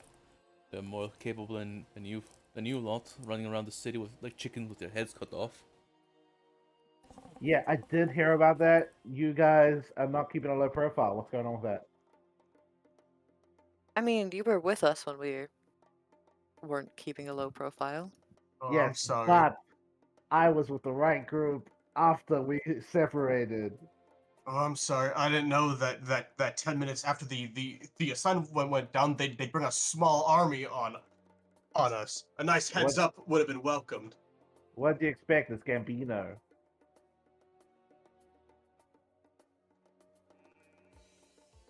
So you're saying we only have about a day to prepare for this? Yeah, about a day, and then they're gonna, We fly were in and we had another pressing issue to accomplish that we were thinking Yeah, about. we Wait, were but I gonna thought you go to the academy. Mm-hmm. the academy I'll today. have to rush things. Yeah. They think that Yes, there might be some important information in there. in the libraries. Information- Okay, about How to solve the pink sky and everything else. well, okay, that's very easy. I can take you to the school. I know my way around the school, and I know where the library is. Yeah, but one day is probably not enough time to get in there, get what we need, and get out. And then also try to rush back here to not get caught up in the craziness that this resistance is about to put forth. Rush back here, do everything we need to do, and live.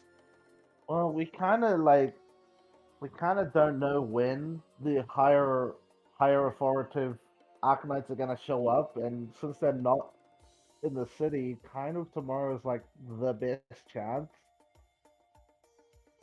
When How does there's the only the one Judicard instead of the 4 highest authority Arcanites stomping around.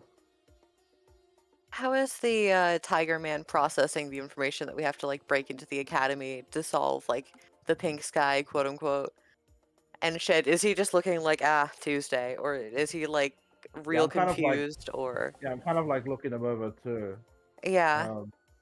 Uh, 'Cause I'm like looking at them. I can tell you what pose he's making. That might be able to tell you what you want, or if you want deeper insight, go ahead and roll me insight. Can I roll insight too? Yeah, I want a little bit of a deeper insight, hopefully. Okay, Never mind, not one. God damn it! Those I can't biceps. stop rolling like shit. Don't That is a worry. cat man. Reminds me of mine. It's up to me. Damn, I missed got don't this. worry. I miss him. have a funny for your natural one, plus your insight. Got this. I got this, 5 man. total. As soon as my page loads, So I got this. while you do that, he's currently in like a thinking pose, like hand on chin, kind of like looking down. Lorian, Man, you take one look at that man and you think, does he? No, that'd be crit. Does that man? Does the Leonin want to eat Isaac? He's giving him that hungry look. means Yeah, Xeno. Does he want to eat Xeno? Nah, that's crazy. But what if? He's a rabbit. protein. Lore makes the thinking face back, like, Xeno, especially with the somewhat limited supplies of the uprising that you witnessed, you're probably thinking. Your guess is that he's thinking about how there could be useful supplies, or something along those lines, at the academy. Yeah, Xeno will kind of pick up on that. Who knows? There might be materials and parts or equipment to potentially help the uprising. He sort of like slowly turns, gesturing to our Leonin friend. Our ultimate goal at the castle is to break everyone out. Oh, also, my name is Lore. It's a pleasure to meet you. And Lore will, like, stand up and do, like, a bow as they extend their hand, you know? He'll take the hand. Nitros de Nero. No. I'm a former fruit seller and street rat, but nobody needs to know that, huh?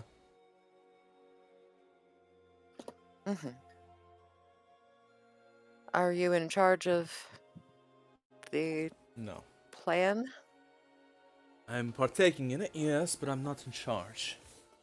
That'd be the leader, of whom I'm not going to name Oh, the current. yeah. Oh, okay. Xeno was about to mention it, and then never mind. No. I brought Xeno here partially to return him to you, but also in part. We are making an attack on the royal palace sometime tomorrow. Probably by the dawn. Is there no way we can potentially push that just a little bit further? Even one more day would be more time to prepare. Lorian, roll me a persuasion check, please. Can I talk a little bit more to try and maybe get advantage on that? No. Can I also Okay. potentially try to assist her with being like, I mean, if we do go to the thing and if there is supplies, potentially it could help. It is an arcane school. Alright, you can roll with advantage. Yeah, I'm so good. Come on, dice. Hell yeah, it would have been like a 3. So, 25 though. You see, The best I've rolled all night. you bring up this idea to him, and at first there's a look of annoyance, but then it seems whatever, either his hunger for Xeno's flesh, or more likely, the idea of what potential supplies lie within the academy. He kind of sighs and says, "It's not my decision to make, but I'd be willing to take you to Argos." Fuck. Whatever. Yeah, that's the guy. That's the guy. Argos. Whatever. Have I heard of that name? No. No? Okay. Yeah, that's the one. Very interesting fella. I think that sounds like a good bet. We were planning on coming and finding you in a way, or trying to. So. Oh, really? Better yeah, it happened we this thought way. it'd be. Mm-hmm. Good chance we would have attacked you on sight. Day's burning. We need to go as soon as possible. I'll wait for you at the entrance. Okay. Attack us on sight. Man, both sides are really rolling out the red carpet for us. Kanon, do you think that if we don't get back by tonight, you might try and break in while the distraction happens? With your friend, hopefully? I mean... Anon kind of... They look down, trying to look all stoic as they kind of just roll up an entire... They're like big pancakes, by the way. They're not like dollop size. They're like actual full pancakes. And you watch as this... Flapjacks? Yeah, full flapjacks. And you watch as Kanan just fucking starts rolling that one up. And then like folds the rolled up pancake in half. I'll give it my best shot, Lorian. I'll try to round up a few volunteers potentially to make a break for it, but know that it will be a last resort. 11th hour type deal. I do expect you to come back. back. Prefer if we could go. Yes. If nothing else, though, the information is the most important part, and well, with a big distraction like breaking into the castle, I imagine a lot of Arcanites will be refocused rather than on the empty school. Since I was one of the teachers at the school, would I know which side of the campus would be the easiest to move into? Oh, you. Like sneak into? I was gonna bring it up later when you actually try to go to if you try to go to the school. Yeah. You know a secret entrance, a teachers only entrance Yeah. to the school. Yeah, that's what I was about to be like. I was like, don't I know a secret entrance as a Well, for teachers? faculty entrance, but same thing. Yeah, I also think it's funny the idea is, just crawling through vents until he finds like a secret entrance that yeah. just to get He's away from smaller, though. people or something. He's smaller though. Then Kanan will after rolling it up like a joint. Thank you, Grimmaster. Good to see you. Will then fold the rolled up pancake in half, and then as you watch as they make eye contact with you, Validus say, "All right, Validus, I'd like to sure." As they start stuffing the pancake in their mouth, "I'd like to see you in the kitchen for a moment. The rest of you head down." And Kanan will head towards the kitchen. Validus, like, did I just watch this man, like, eat a whole ass huge sized pancake in, like, one go? Oh yeah, just stuff the whole thing in their mouth. Yeah, Validus is, like, legitimately, like, mouth, open and, like, very... He looks surprised and just slowly turns to Allure. And for Floor a kind of second... nods like, well, they want to meet you. For a second, I was convinced, like, that it didn't run in the family, and then... Damn.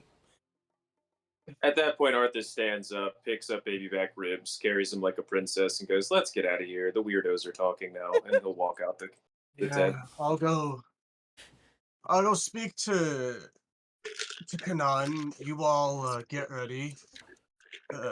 Everly, maybe try and learn how to use your gift on the way. And then I will go It's meet a gift. Kanan. Come on, baby Lore back kinda ribs. I got a gift for you. Lore kind of squints and watches as Validus leaves. Just like a little, curious. Yeah, it's just standing next to you, Lord. Oh, did you guys get breakfast? Kanan makes the best pancakes. I remember we used to eat these all the time. I just like to admit, Nah. if anybody has What? seen the Breaking Bad crossover with Baki, the animation series that one guy did, I'm just reminded of the scene where fucking Walter stuffs the sandwich into the guy's mouth, except it's a pancake. Kanan's a cool guy. We like Kanan in this house. Okay. Everybody heads outside. Baby back ribs included. Yeah, kind of just Yeah. I'm seeing Kanan in the kitchen. Yeah, obviously, I mean, like everybody else. Take you in the side. Mm-hmm.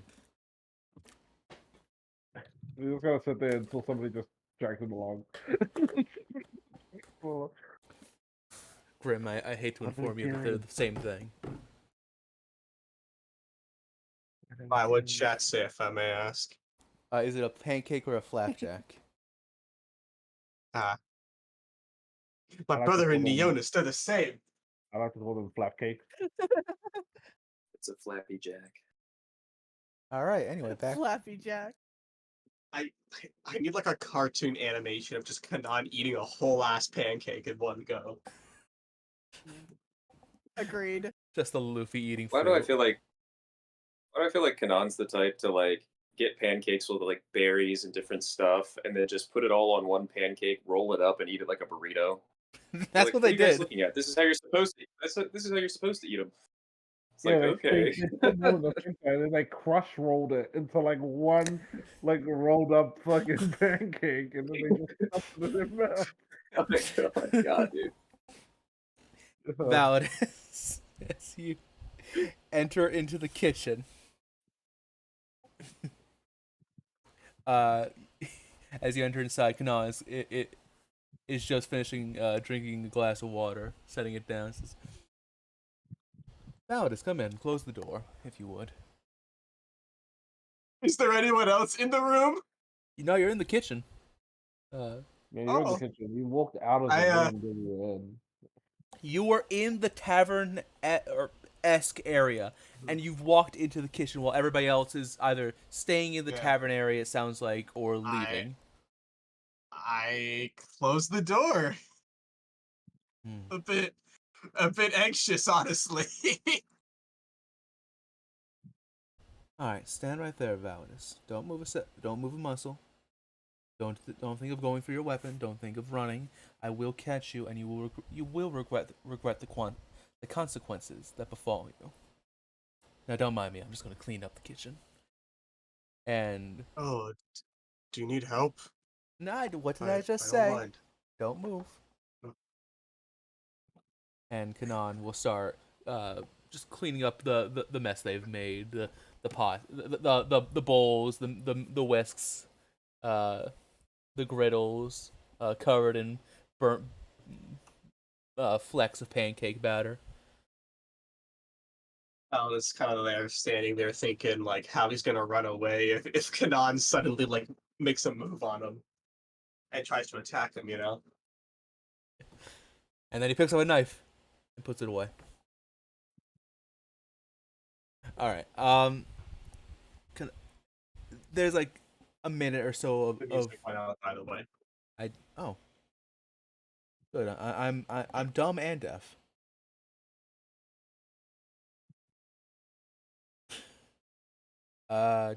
Do.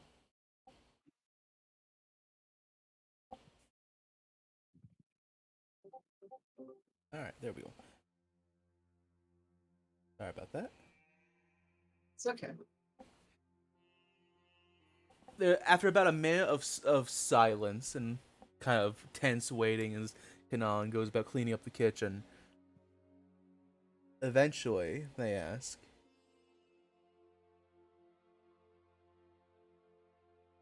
"So Validus, I have a question for you. I mean this in complete earnest, and while I'm aware it will offend you, I don't intend. It's not my intention or my desire. I wish for you to answer it honestly."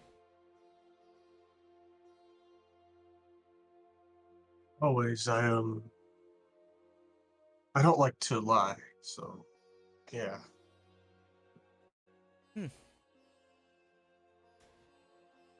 You don't like to lie, but you certainly like to hide. And they'll walk up and like forcefully put a hand on a table near you. Behind all that bravado and thinly veiled threats of violence you put up. My question is, Validus, why do you act like this? Why do you act like some fresh rookie soldier who's for the first time has been given a properly sharp spear and the power to wield it without any restraint?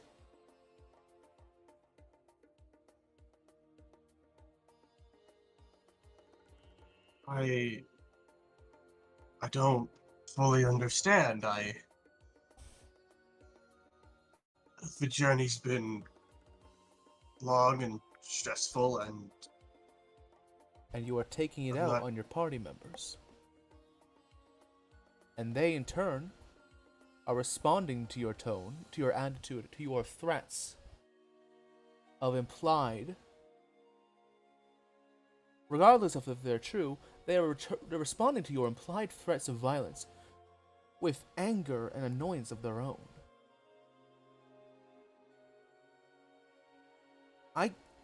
I lost track of how many times you claimed you were going to kill someone, or how stupid people had to be to do anything about anything that you didn't like. Every time you brought up this Phobos character and how you had to be, and I quote, a moron to believe in anything they said or to listen to their instructions, you said you have to be a moron. Do you not think that would imply that those, especially amongst your party, I'm assuming your friends here have fallen victim to this Phobos character, do you not think it would be insulting to them to know that you believe them to be stupid?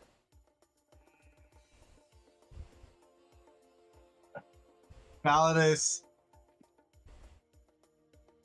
kind of like shrinks a little bit. I don't.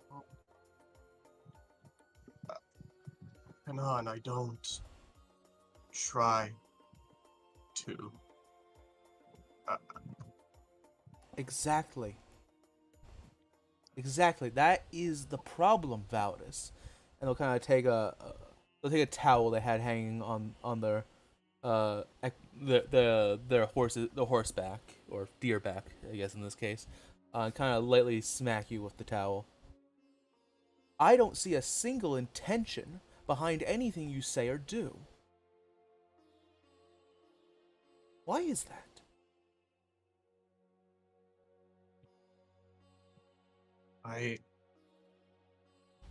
He kind of like looks down at the dagger around his neck, like looking kind of like back at Kanan. I don't know what to do. You see Kanan's face kind of soften. I don't know how much you know about me, but I've lived in hardship. I know hardship. This new world with Phobos and monsters. I thought that this would be for me. That this would be a world built for me. Despite all my talk about knowing what I'm doing, I am the least prepared for it.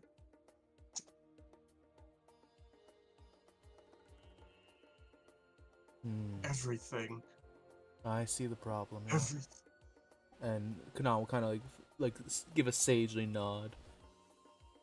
So that's the problem. I see it clear as day now.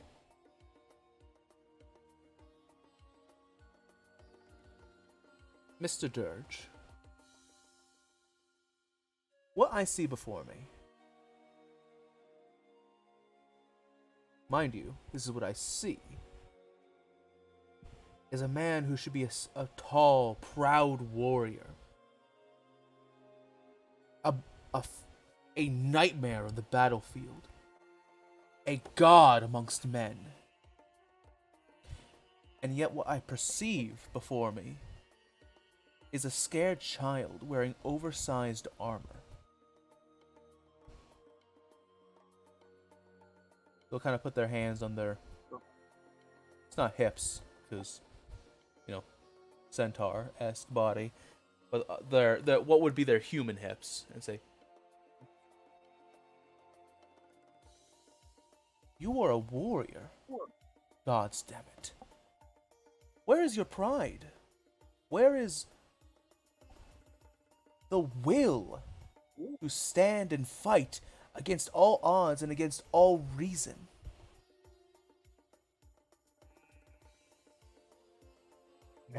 Why do you let fear control you?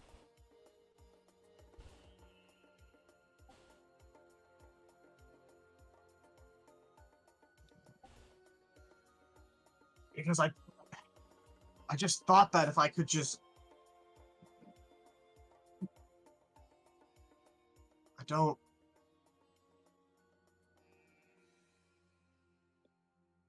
Every decision I've ever made before this journey and during it has been the wrong one.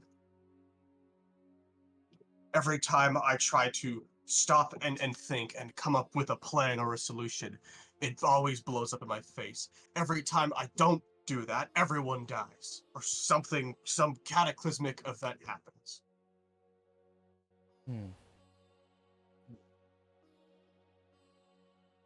And that's where the problem lies, Valdis. They'll put a firm finger against your chest, almost as if they're accusing you of something. You think, and yet you are a warrior. That is your kryptonite, my friend.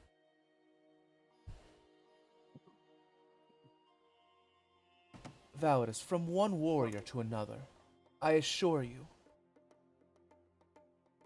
the only intention you should have, or rather, the main intention you should have, is to tear your enemies asunder. Rip them limb from limb. Leave them on the floor begging for mercy, leaving the only choice you need to make whether you grant that mercy to them.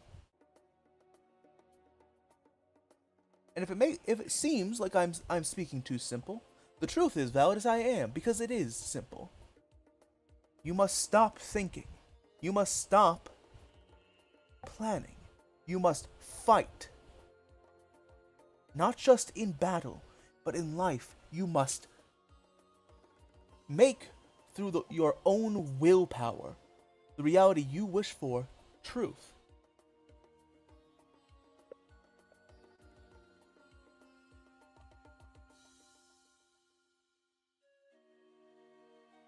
Can't just stop thinking because I gotta think about.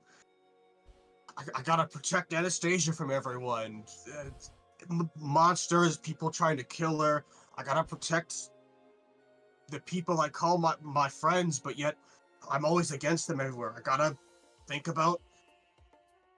I gotta protect my daughter. I gotta find my son. I can't just run in fist swinging, because that doesn't work anymore. But it does, Validus. The truth is, you just won't let it work. I hear a man racked with guilt and regret, all of which should not even be entering your mind. Validus, as a warrior, take those regrets, that indecisiveness, that fear of making a mistake, and burn it. Get rid of it. Break it down until all you're left with is pure, unquenchable anger at those who would even attempt to force you to wield those emotions.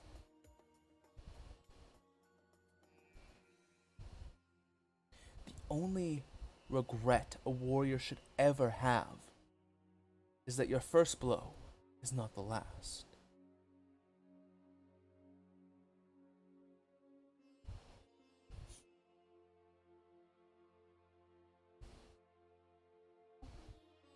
You understand what I'm saying? Maybe. I don't know. It's been a wild few months, Kanan. I know it's been that way for everyone, but in about a week, my life has been turned upside down at least 3 times.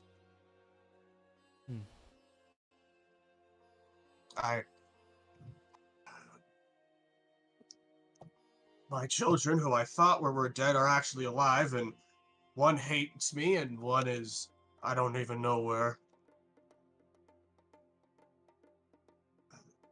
The dreaded monster of Sowthunda is actually real.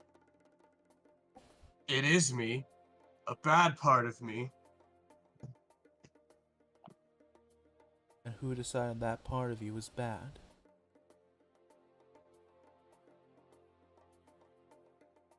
I mean,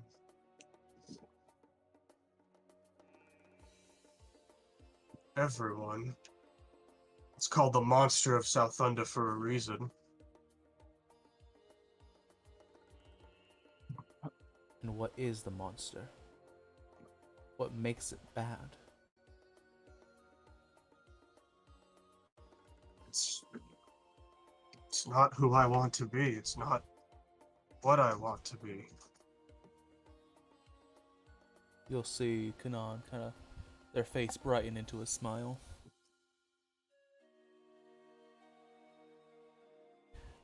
And do as I say, Validus. Through your own force of will, change what being No one will ever stop seeing you as the monster of Sowthunda.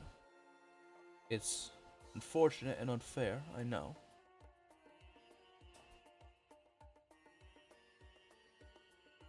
But the onus is on you. The responsibility is on you to change what being the monster of Sowthunda is.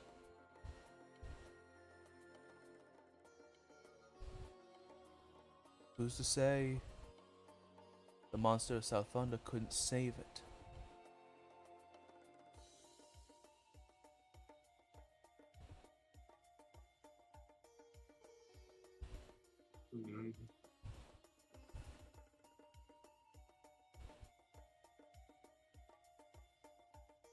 Yes. I guess ironically, I got stuff to think about. Yes, I suppose life often can be a contradiction like that, now can't it? I've always been against them since the journey began. I don't mean to a lot of the time.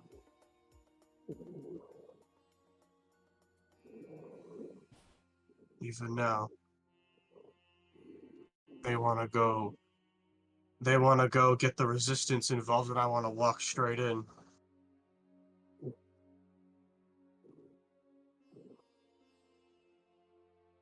I guess that's like what you said yesterday, right? You know, can't save everyone. You get slapped with the towel again. If I said such a thing, then I was a fool. But of my recollection, I never said such a thing. I said that you cannot let the idea of saving everyone stand in the way of your goal. But I never said you shouldn't chase it. You simply need to know when to let that idea go.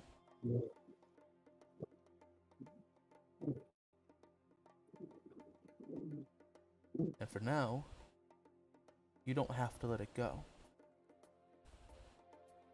You have an audience with the uprising. Seek a compromise. And maybe all the bloodshed can be avoided, but maybe not. Kinda like slowly nods. You're smart, Kanan. Thank you. What do we do if... I don't know how much studying you've done into Anastasia right now, but all this bad stuff, it's... Nope. Alright, that's it. I've heard enough. No, this is the problem. You always go back to the bad stuff. Stay positive. Stop thinking. Go. Create the world you want to make. Don't focus on the world we have. Now go. Your friends are actually waiting for you. You actually are quite late. See you around. Don't die. I don't plan to. And you'll make your way downstairs. Yeah. Validus regroups with everyone, and he looks in thought.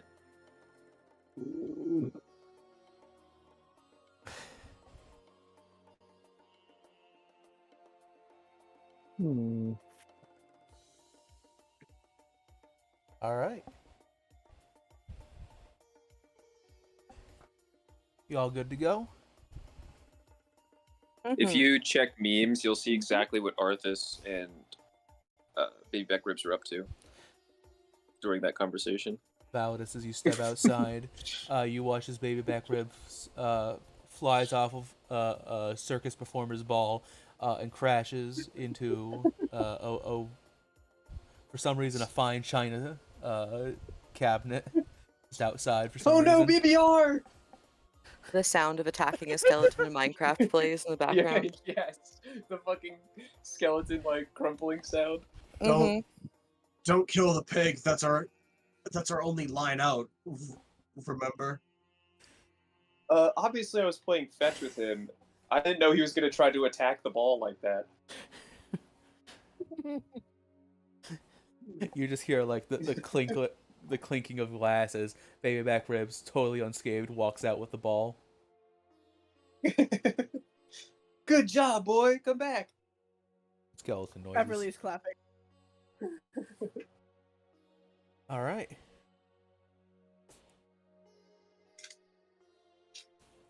You all meet I'm up going to with. teach this puppy tricks eventually. Sorry. Baby Back Ribs is slightly offended at being called a puppy. But I said boy. Good boy. Not a puppy. as you meet up with Nitros and Xeno, you all make your way, sneaking through town and eventually climbing through the sewer grate. And it's about as pleasant as you expected it to be. Oh shit. Exactly. Why the sewers? This Safest is the way. easiest way. It's not so easy on my nose. You think you'll have it Don't better you try having a worry, lion's stomach it. nose. Touche. Yeah, try having an animal nose. Not comfortable.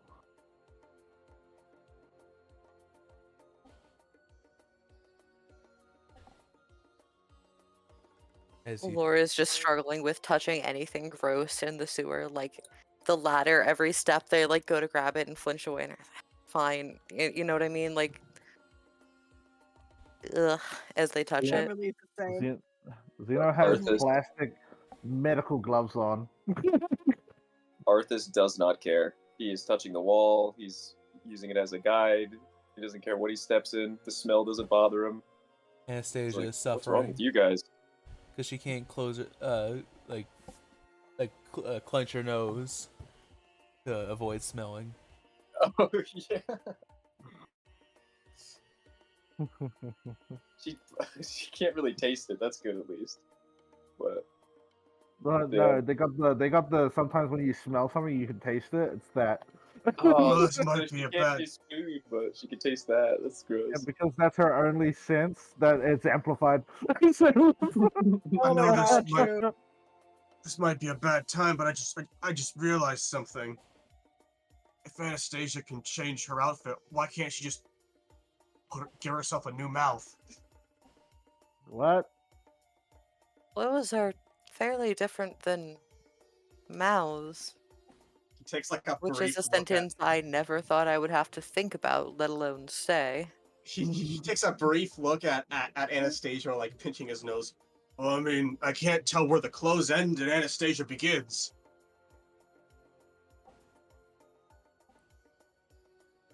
That's because you're blind. It starts from the feet and goes to the head. I'm gonna roll a D100 real quick. Laura makes the like, ooh. Anastasia Xeno's just smiling. Xeno's just smiling. Anastasia closes her eyes, like clenches her fists, and you watch as she like kind of really struggles. It's the most horrifying Oh my thing. god.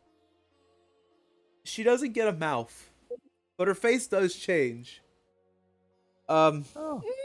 How do I describe this? If you imagine her face before was just a solid mass, right? Uh-huh.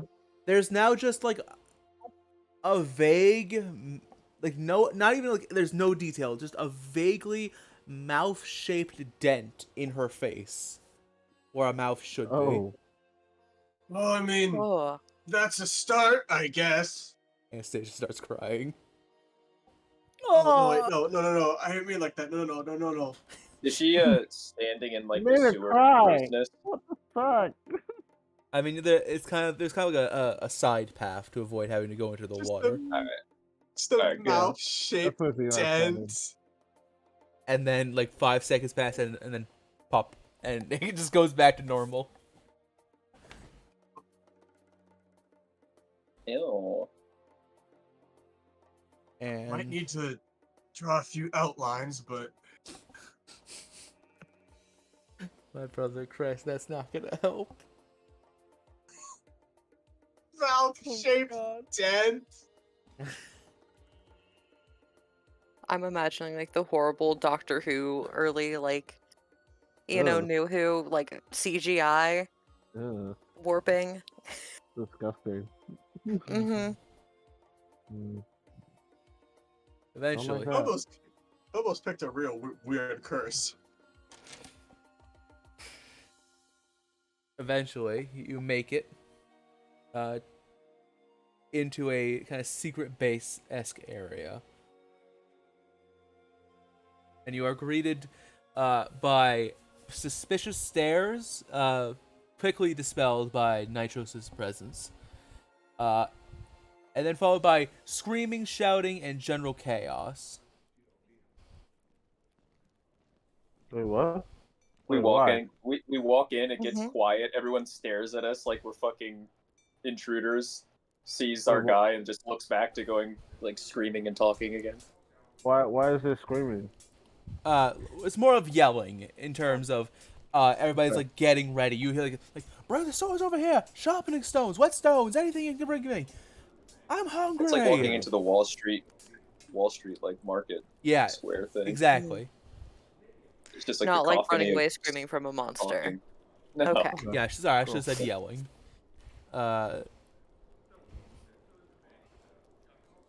It is pandemonium in here, and Nitros kind of has to lead you on and say, "Anybody saw?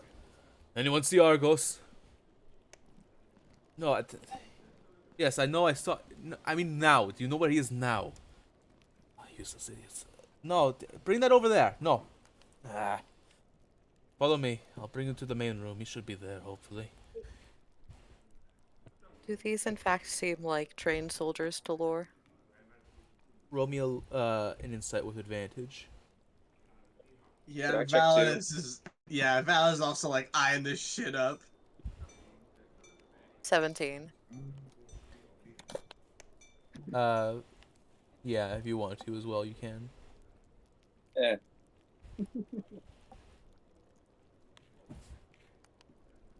Is it a straight roll for me too, or is it at advantage? Yeah, regular roll. 19. Lorian and Validus, these guys are just farmers. Some of them still have the dirt stains from their time in the fields today, just on their clothing or face. Mind you, this is Gambino. Even the farmers here have to have or not that they have to, but they more than likely have solid magic backing them up. But it's not going to be enough, probably. Validus like turns to a lore cringing. Lore just kind of looks down a little sad.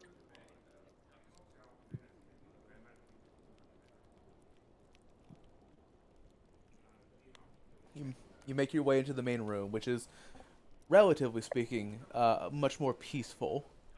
There's still people talking. There's some maps set out.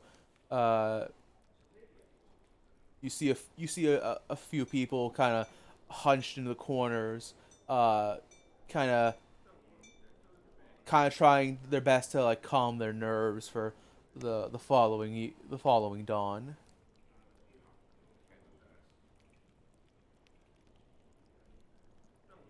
And at the center of it all, you see the large, very large humanoid with piercing blue eyes, standing in front of what looks like a more regional or local map, with several pins set in various buildings by a cautious first glance. Yes, we put the range here on the roof. Buyouts. Means some more of the resets can charge. I'm gonna walk over to him. Xeno will walk up next. Xeno? Oh, hello, Professor. Good to see you again. That was quick. Hey, yeah, I found my acquaintances, and he sort of gestures over. Or does like the little wave by their hip. As this man steps forward to greet you, he is like he's a giant of a man, and he's, as I mentioned before, he's about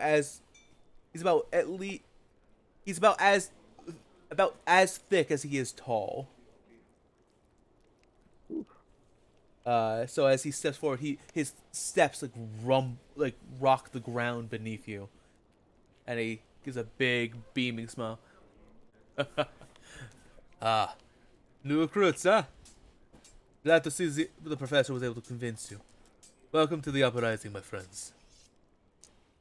Well, we aren't exactly new recruits, but we think we might be of help to each other, mutual benefiting. The smile drops a bit, but he gives a nod. He's like, well, any assistance would be invaluable.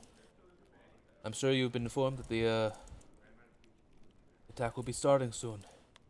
People are already getting in position. Yes. So our mission, our goal is ultimately to break people out of the castle. The prisoners in the news, the other faculty at the academy. First, we need to break into the academy for some information. And You seem there kind of might raise be an eyebrow. some extra supplies down there. If you guys hold off for even just one day, that gives us time to go in, get our information, and get supplies potentially. Lauren, are you saying this out loud? Yes.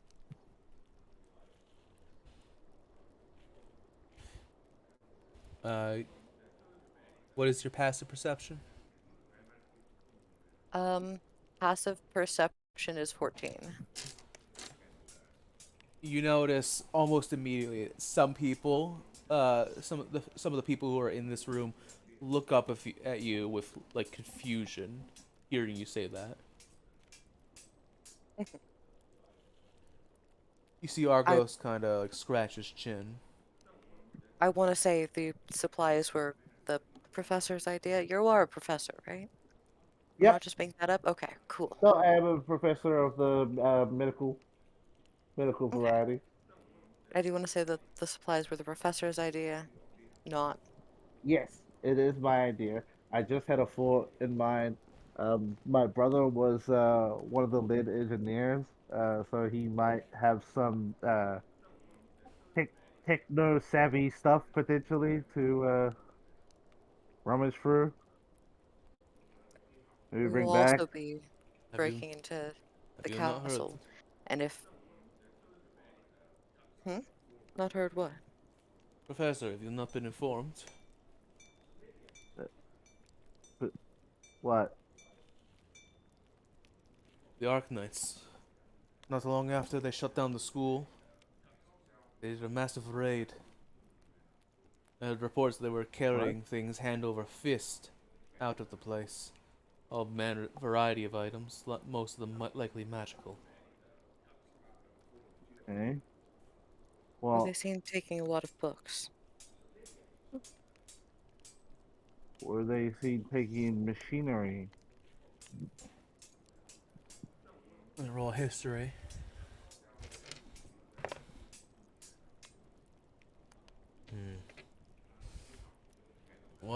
There was a wide variety. Some machinery, some books, not a lot. It's hard to judge. There was a lot of it, but it didn't seem like it was particularly any one thing that they were taking. Okay, so they were just taking a spread.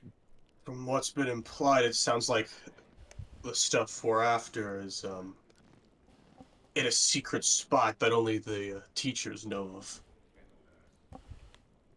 Hmm. And Who blew the train whistle? Stop it. Sorry.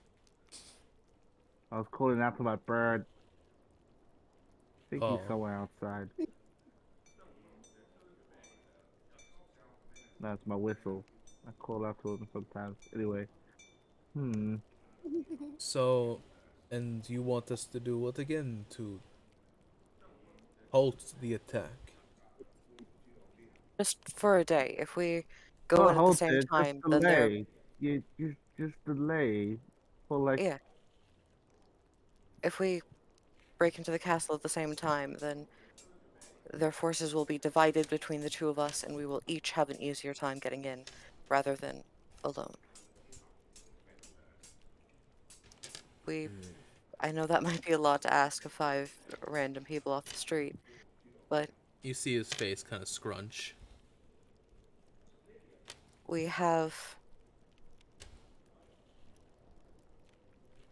the prince himself has confidence in us.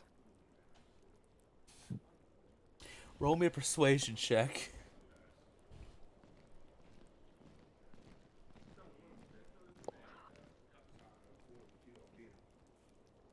26 total.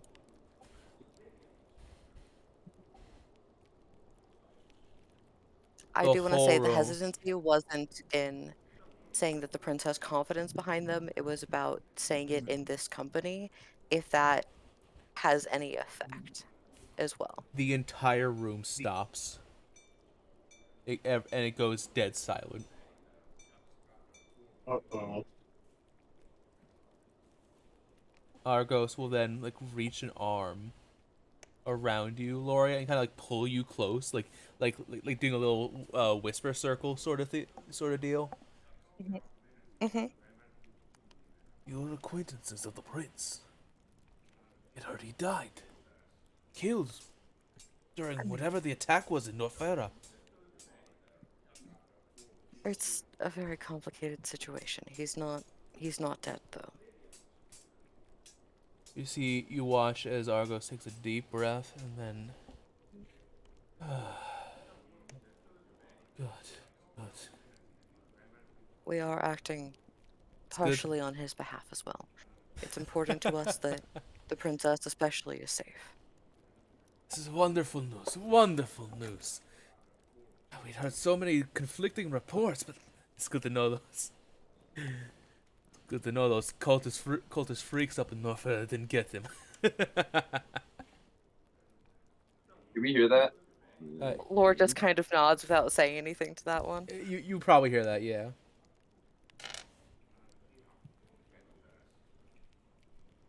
Oh god. Anastasia, who has her hood down, kind of just shrinks back a little, like, maybe best not to say anything. I mean, even though she has no mouth. Well, then this becomes very tricky, I'm afraid, and he'll kind of let up from the whisper circle. We're working in order to restore the royal family, or what's left of it, to its rightful place on the throne. We've tried many a time. We've tried peaceful options. We've called upon the Grand Judicar to step down to, or at least, if nothing else, to allow the Princess Mercy to speak on her own accord, or to put her back on the throne where she belongs, but not getting anywhere with that, I'm afraid. Why does he refuse? He keeps making up some malarkey about how the princess, her safety is in grave jeopardy. But he is the one who's supposed to be protecting her. If the Grand Judicar himself would be unable to protect the princess, should be queen of Sowthunda, what purpose does he have leading the country itself?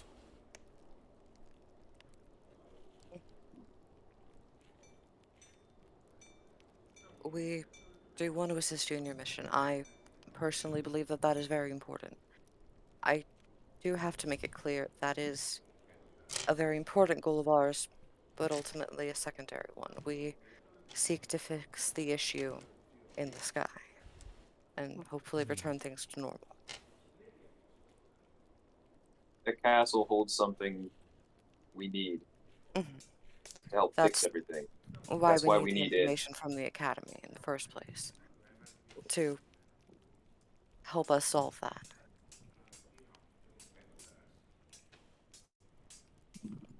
You watch this man kind of like do the big think. Really fucking just furrow his eyebrows and. Look, you can try to reestablish power the way you want and go through with this entire thing, but nothing will change. There's greater powers at work here going on and destroying this land and changing it. You've seen the effects that this is already having, hopefully. We're here to basically try our best to fix this. At the Even very if you least, fulfill your goal, it might not last my, that long. my friends, you misunderstand. It's not that I don't believe you or that I don't appreciate this. I agree that whatever is afflicting this land needs to be dealt with, but that's something unfortunately about a bit out of our place as the common people, but out of our hands to actually affect. My concern comes with the fact that we have been planning this attack for months now.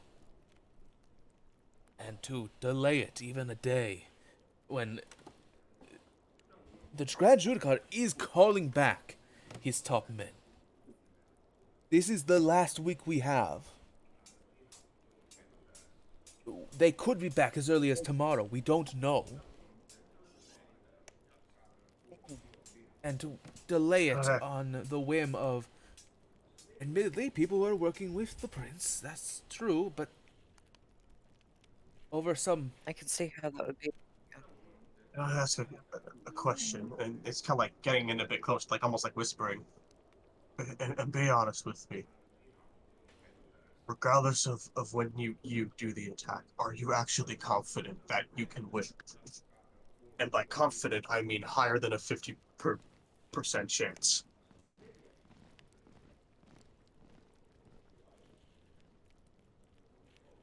Because if we can get the information, get extra supplies, it might bump those numbers up just enough. We might have an inside with the castle. We might be able to potentially get Mercy to a safe place, potentially, or even maybe get a few Arknights, or even get a few Arknights out of the castle, potentially. I can't make promises there. That is all guesswork, but we do have an in.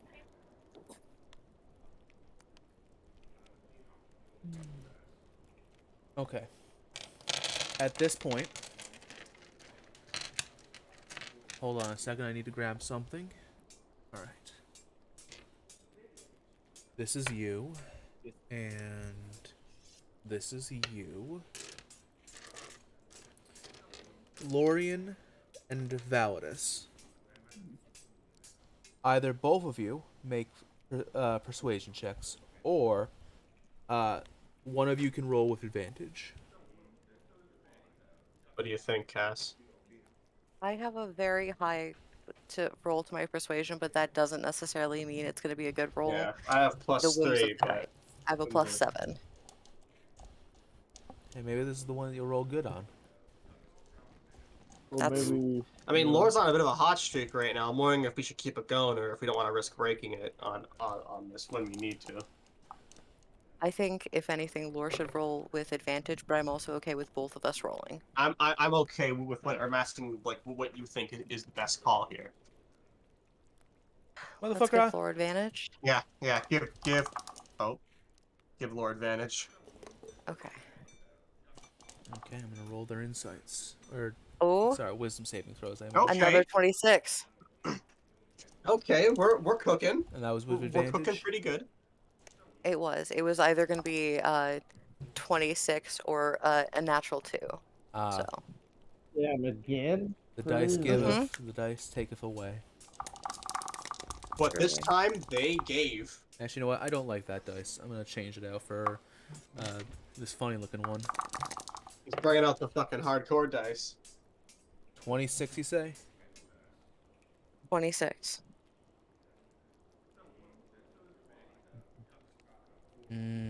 That is unfortunate. That's very unfortunate.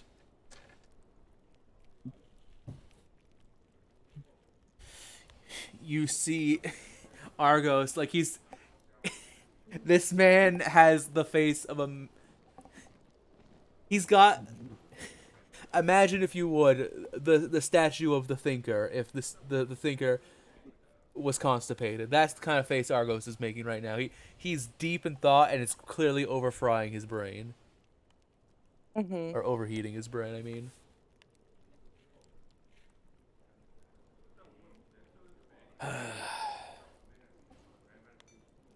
Argos, you are an idiot. You are an idiot. Alright. No, it's for the best. We have more time to prepare. We have sharpened our weapons. We're still our resolve. Okay. You get... I can't... I will give you until sundown. Tomorrow. I can't give you a full day, but I can give you until sundown tomorrow. That is much better than nothing. It's greatly appreciated.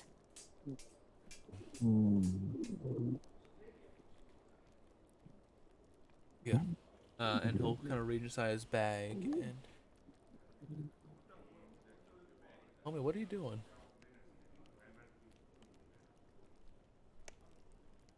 I'm contemplating my choices.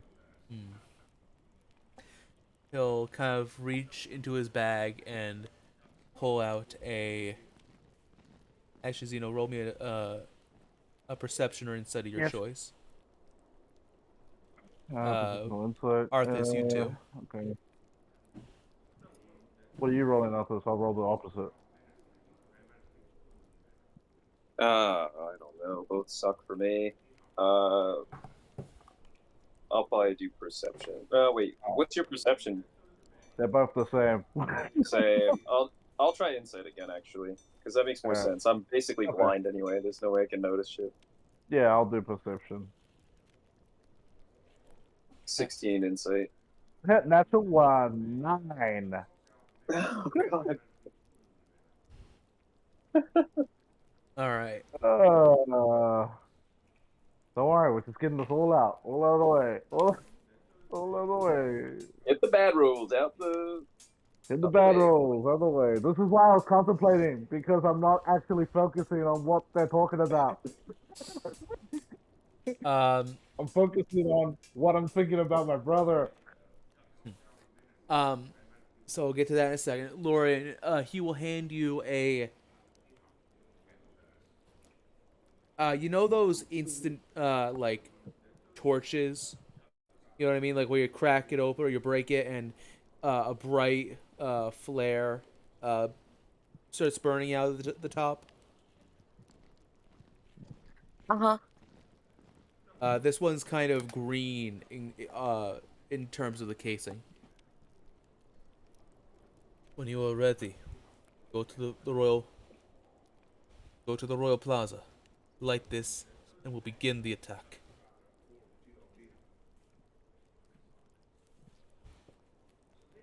All right. I am praying that you bring back something good. And I'll put it in your hands and very tightly, like give your hands a firm squeeze as he puts it in your hand, Lorian. Lore will take it and, with resolve in their eyes, nod, almost as a promise, before putting it in their bag. And with that, Lauren, your madness goes to 0. Hey. What? Oh! Between that and meeting back up with Kanan, you've got enough hope to keep going.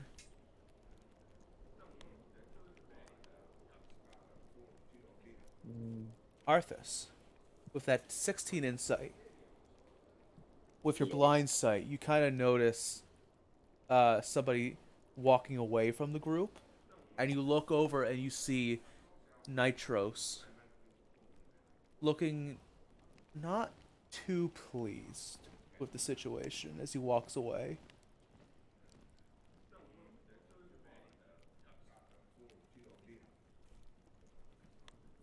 I'll step out of line and kind of look at the party and walk off and follow him.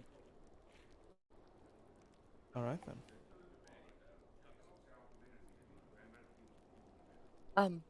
We don't have to role play out this part. Laura wants to get a general rundown of what their plan is as well. Okay.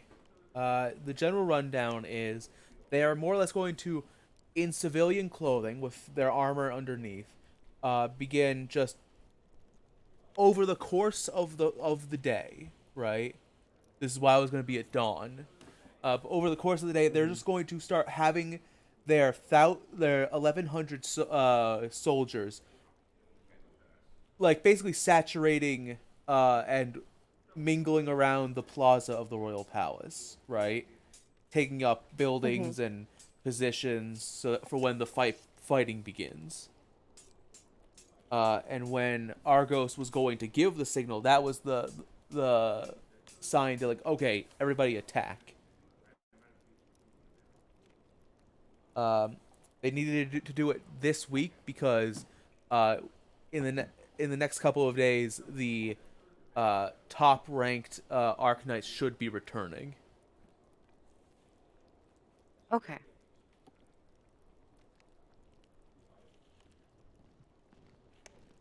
Okay. Good to know.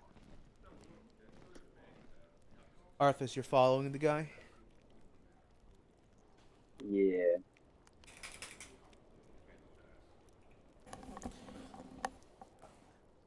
You follow him. I assume you're not being too stealthy about it with your armor, or unless you want to try to be. No. Not at all. You follow him down a room or two, and by the time you're in like the second hallway, you notice he's like glancing back at you, like directly at you. I kind of take another 2 steps forward and stop. He'll stop You as don't well. seem too pleased about our persuasion attempt.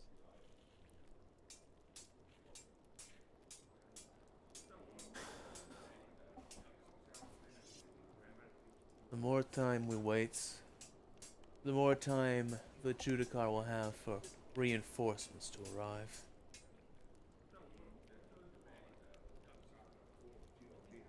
I agree with you there. But there's more going on than just a little revolution. The thing that's going on, it's probably happening all throughout the continent. We're just trying to fix it. And unfortunately, your revolution is just perfect enough of a distraction for us to get our job done easier. Even if we didn't know that this was happening, our plan was still to go to the academy to get more information about what's been going on, and then head to the capital in order to free the prisoners as well as deal with what we have to deal with there. I am sorry that we're getting in the way of your people's plans, but there's more at stake than just usurping a tyrannical leader currently. If the world ends tomorrow, will it even matter?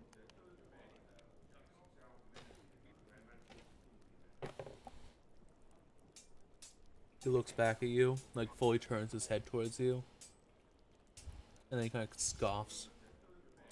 Noble. Always looking too far ahead of him to the big picture. You're gonna trip in front of what's right in front of you, you know, kid? And they'll walk off again. What's right in front of me? The present. And what's right in front of me? He's I see walking. people struggling. I see knights with too much power taking advantage of it. That shit happens everywhere. But what I also see is a god of malice and fear trying to work her wormy hands into this reality to form it to her own wants and needs. Nothing's going to matter if she succeeds. Nothing. Not your ideals, not mine. The sooner we correct this issue, the sooner you and your people can go back to playing revolutionary. And I walk away. And I ain't like I'm gonna try and stop you. And you both walk away from each other. Alright. Oh, look at the time. Let's take a little break. Little break. Yeah. We'll be right back, folks. 10 minutes or so. BRB.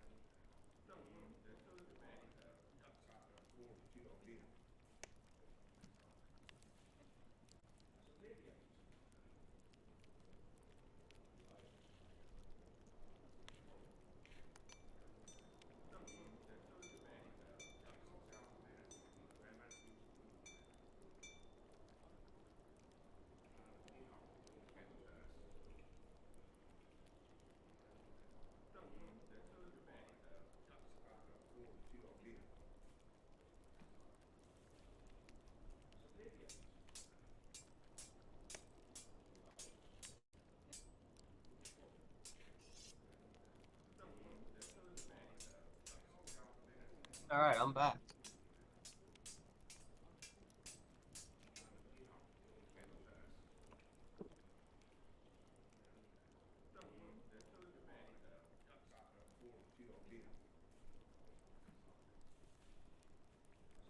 Valid is getting the biggest dressing down from Kanan.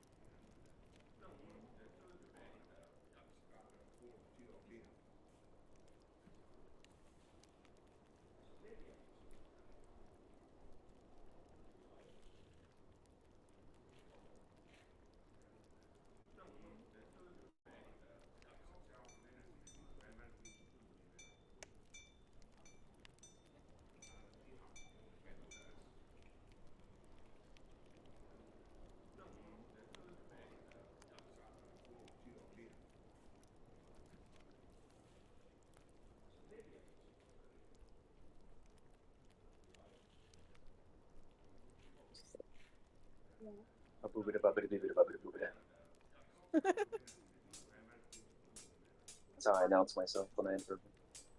I cast a magic spell.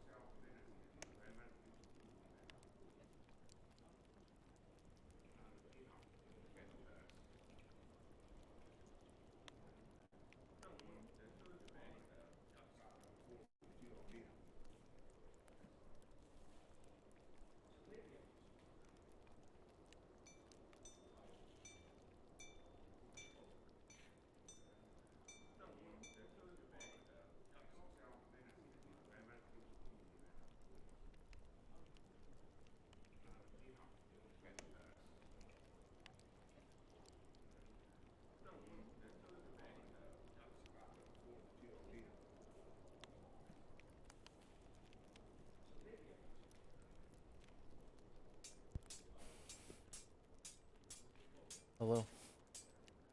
Hi. Hello. I What's up?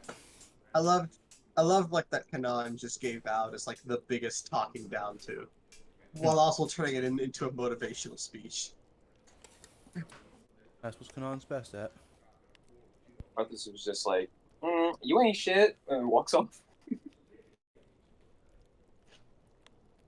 Validus, stop thinking. I'm Just back. hit things. Hit things really hard. Validus, stop worrying about everything. Yeah, man, just stop worrying.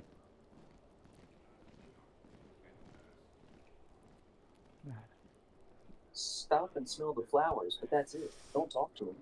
Are we okay to go a little late today? Mm-hmm. I'm okay. Yes. Okay.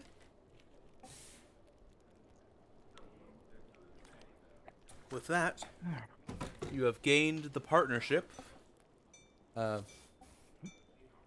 the delay of the attack from the uprising of Gambino. All right. Good work, team. Good work, team. We still have to talk to Namir tonight, though, and let her know there's been a change of plans. I was going to There's ask. not- You are shown a non-sewer way to the surface. You are brought up, you are let out, and this is mostly just to hasten things. You are back on the city streets of Gambino. Where would you like to go first? Alright. What time is it? That is a great question, Mega Man. Oh, there goes the music. Yeah, I know. Oh. I killed it. Okay.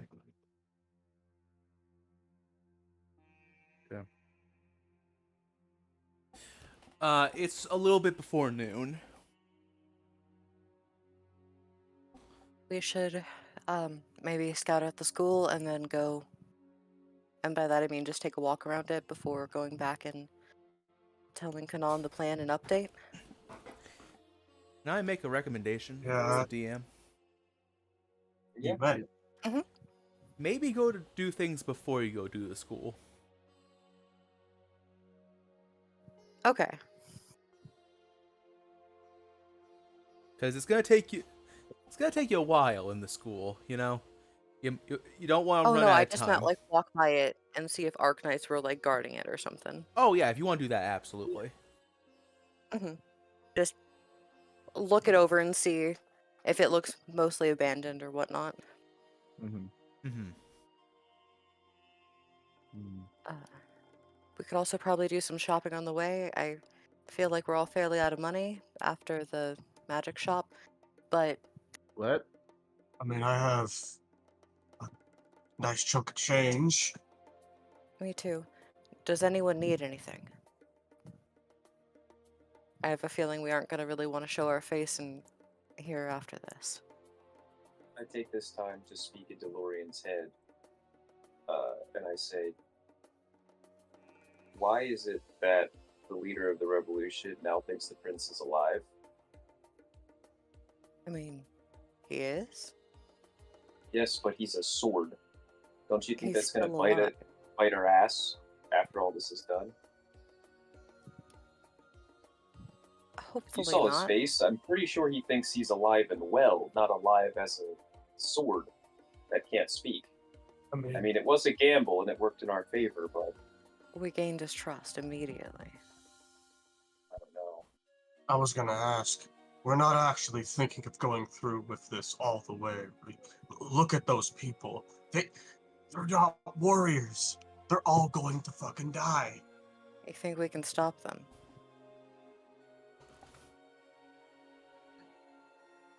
Everybody has to die sometime.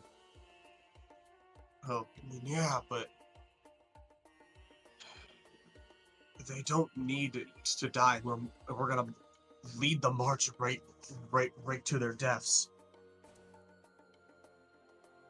You know, I think that they're going to do that no matter what, and at least this way they do have us backing them up. At least one or two more might be saved than if we weren't there, right? I think they know what they signed up for.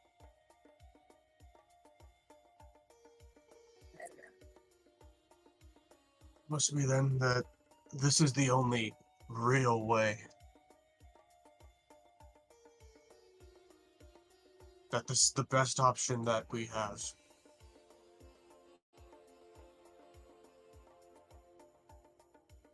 Yep.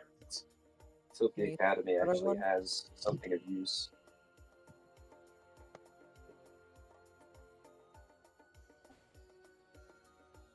As for things we need, well, potions would be helpful. Yeah, potions would be helpful. I know how to make those. If you Oh, can get you to your have- lab, you have- if you Yeah, get if to your I get lab, to you my can make a lab, bunch. cool. Yep. Well, that'll be real good. Do we need to buy any extra supplies or anything? Hey, Xeno, Yeah, you they can make potions. Yeah. Can you reverse engineer potions?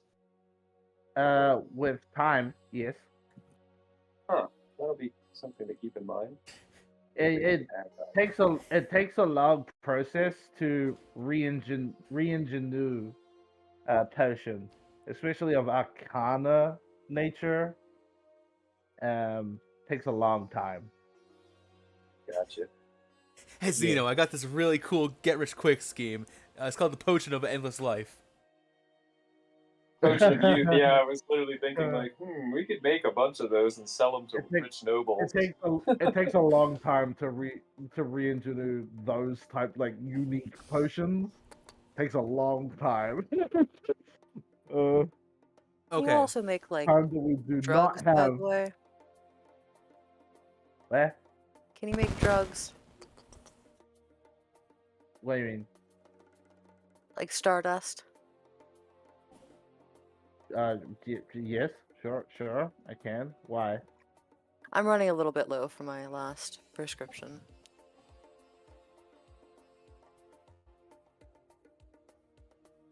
Okay. All right, we'll pick you up some more supplies for that then. Wait, what? Okay. I'm not making stardust. Xeno, we need to. Xeno, we need to cook. We don't have enough time to make stardust. We need the kokana. After everything's over, then. Okay. He sort of like ponders for a second. He's like, after everything. Talk to me after everything. And he's just gonna start walking. Okay. So, it sounds like you want to scope out the academy, right? Yeah. You want to buy supplies, whatever those might be. We're not going to roleplay that. Yeah. You want to tell Kanan the plan. Yeah, update them. Okay. We're not going to roleplay that either. It's not much has really changed since the plan is going, since everything's going according to plan for you. All according to plan. Do you want to go talk to Namir? You probably should. Yeah, we also do want to meet Namir. And do you Send want in to Validus. do you want to potentially scope out the palace? Yeah, if we can like walk by and see what's going on there, that would be good. Yeah, you're At least I think that is. Namir is close to the palace. Probably. It's just a matter of if you want to take that risk. The only problem is that Namir said to meet here near like by sundown. We all know what happens at sundown. Everything goes fucking ape shit. Yeah. Well, if we're walking with the probably Arc Knight. We sundown probably shouldn't tomorrow. let any of the it's sunrise actually is when the thing happens, right? No, It happened. was Okay. going to be, but they delayed it like 8 hours. It's delayed it. Yeah. Okay. I'm saying sundown because that's when everyone leaves the street and then all the Dark Knights start patrolling around the city. But just so you know, Okay. your deadline to take Namir's option is sundown Rapidly today. approaching. Yeah. It's today. So, And then the revolt's happening sundown tomorrow. and if we are to scope around the castle, we should not let like people that are really bad at stealthing go. I shouldn't let any Oh, of you us pointing at me? go. You pointing at me? No, no, At I'm me? putting it myself, actually. All right, Lord Everly, get up there, champs. I have And then Anastasia disadvantage tries on to stealth. follow, going clomp, clomp, clomp, clomp. In a ring Yeah, nail. she's also not supposed to go. Lord trying uses to- their cool magical Yeah. item that our dragon friend gave us to make Well, themselves look like just a normal fucking elf. well, technically, we wouldn't go clomp, clomp, clomp if Xeno just ritually casted silence, because he has it. He has it. Yeah, I have it. Ritually cast silence. It only lasts 10 minutes, though. Probably not enough time to scope out the entire survey of the castle. Okay, where do you want to go first? Whatever's closest, and then Okay. kind of try and follow the natural path of it rather than running from one half of the city to the other. Okay, so let's say the path is Namir Palace, supplies, Kanan, and then, or sorry, no, it would be Namir Palace, supplies, scope out the academy, and then Kanan. Yeah. Sound good? Somebody that's not Valor Mhm. should talk to them, yeah. Nah, Somebody that's let not Validus do Valor. it. He's got this. No, I mean, I no. figured we shouldn't were let- all going, let you do were it. we not? No, we're all going. It's just we should make somebody else besides Valor talk to her. Anastasia, get Validus to solve this Rubik's cube while we go talk to the mirror. Anastasia takes her knife and just throws it across the street. Go get it, boy. Go get it. They're getting boy Go get it. like a fucking dog. Okay. The princess's pit bull. Yeah. So you begin to make your way through the now busy city streets. I like to imagine you probably like either buy or like you just grab like some hanging laundry or something for anybody who doesn't already have a face covering. Mm-hmm. Or you just you grab it, whatever. You find some sort of face covering. As you notice, there are a lot more Arknights now on the street than there were yesterday. I wonder why. Could be because somebody It's a evaded mystery, arrest. guys. I don't think it was arrest. I think it was a back alley mugging. We evaded. And then arrest. Get back here and let us stab you. Get back here and let us shank you in the ribs.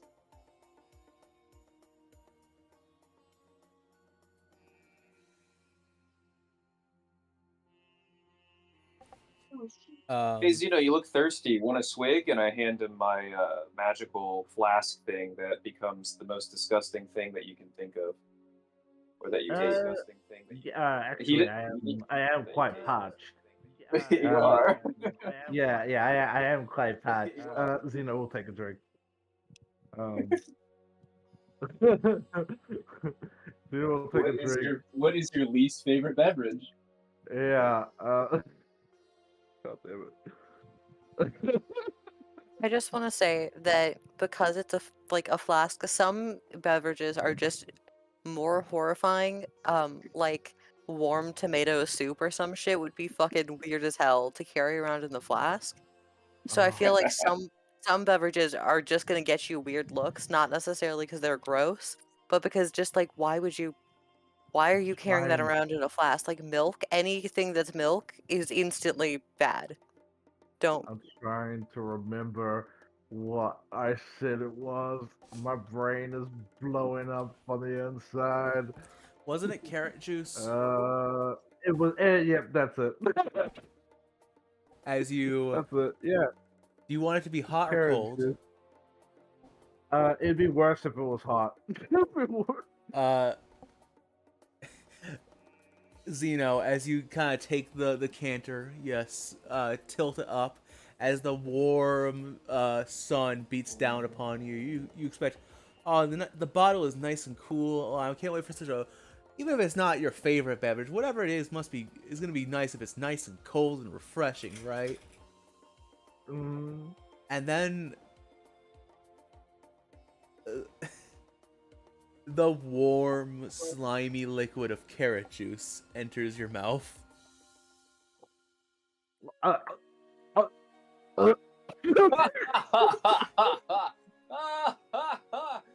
Oh gosh. he sort of just starts choking on it. Man. That was good. I'm like wiping away tears of laughter. That was not very nice. And he Welcome holds, to the holds group, Xeno. your canter in front of him. He like holds it in front of him. Yeah, I take it back and I cork it. I go, "Welcome to the group, Xeno," and I just laugh as I continue walking. Did you buy that at the bootleg magic store or magic market? Yeah, the lady said it becomes whatever beverage you least desire. Am I the Pretty only one nifty. who bought something real? Xeno, Hey, like, I bought some very cool Oh bookmarks. wait, Thanks. yeah, Everly, didn't you say you were gonna go try it, or was that Valid saying you should try it? Valid is saying I should try it. I haven't. She hasn't even thought about it, to be honest. Okay. yeah, Xeno quietly, very quietly mutters to himself, "You messed with your white mage. No healing for you." When I walk away laughing, I go, "I miss Isaac. He would have loved that one."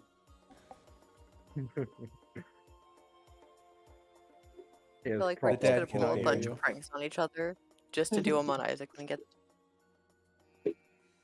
Yeah, it's gonna be my revenge for Isaac. I'm curious what happens if Anastasia tries to drink out of it. Anastasia holds out her hands to you, Arthas. Just I kind of humor me. offer it, like, sure you don't want to try. Anastasia Okay, I'll puts try it to where after.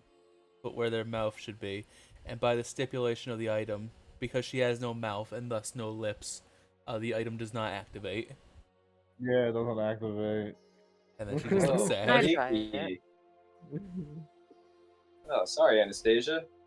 Well, it's not like it was going to be nice anyway. It would have been the worst beverage you could think of, or the one you least like. With sad eyes. So maybe you dodged the bullet. With sad eyes, Anastasia hands over the bottle to Lorian. Slowly, ritual costume. Lore takes like a big swig of it. What is Lorian's least favorite drink? Either Red Bull or Monster Energy drink. Even though those don't exist in this universe, somehow. Just fizzy drinks. It's like a battery acid fizzy drink for energy. Just fizzy drinks. Yeah. Out of espresso coffee, baby. So you get Green Bull. Green Bull. Hell yeah.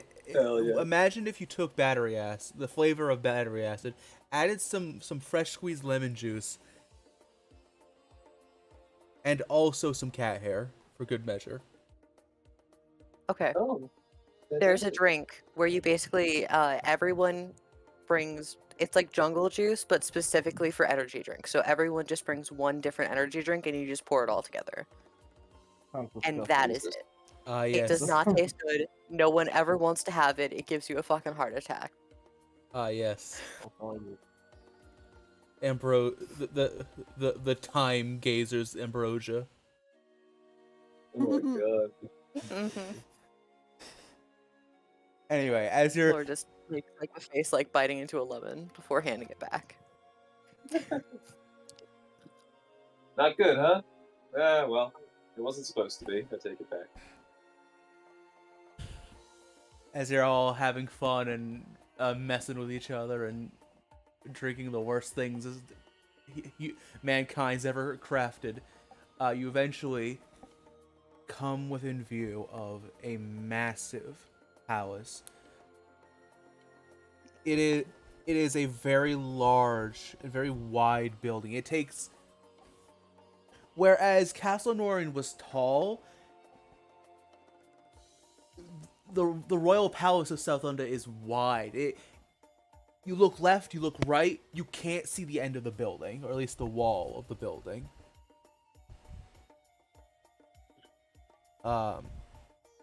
The domes, the roof of the building are all these rounded domes with various colors and patterns painted over on top.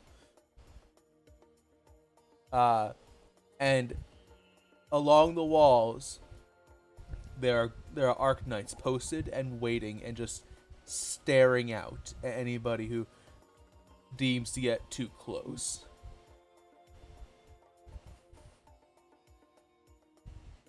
So we're on the outer skirts of the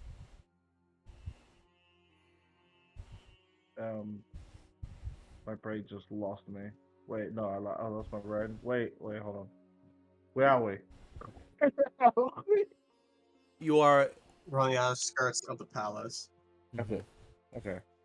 up above. Also, you can see people on flying brooms actually watching probably what's the inner courtyard from above.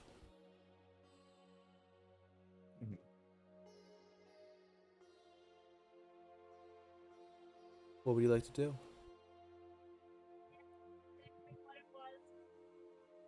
We see the spot where we're supposed to like set off the flare.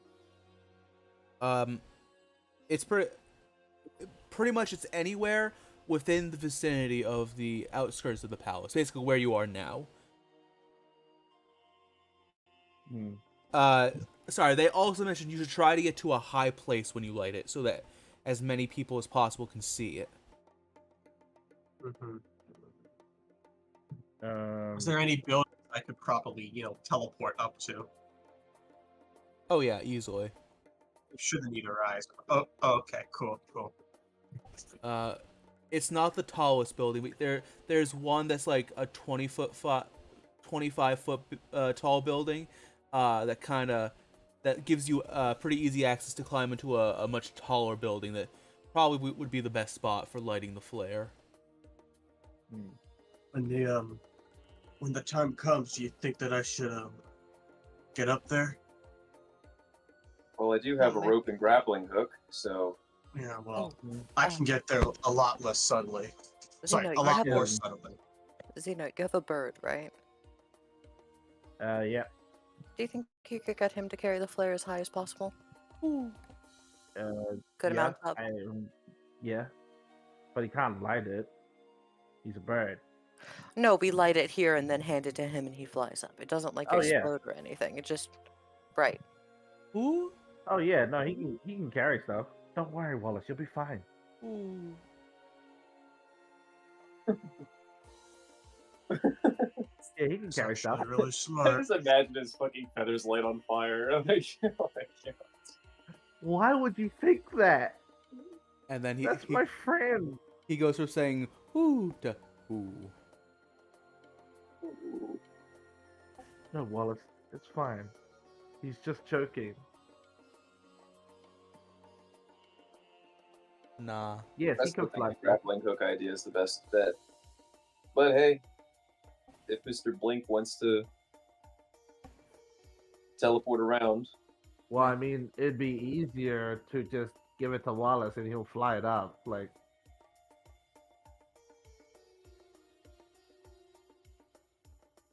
plus, if he could just fly it up to a certain amount, let it be on fire for like a little bit, and then he could just poof back to me. that's a useful ability. Yeah, and then Mr. Big Guy doesn't need to use his poofing ability. Because my one is free.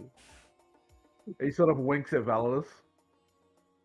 I mean, mine's free too. I just can't do it whenever I want to. Mine's infinite, and he winks again.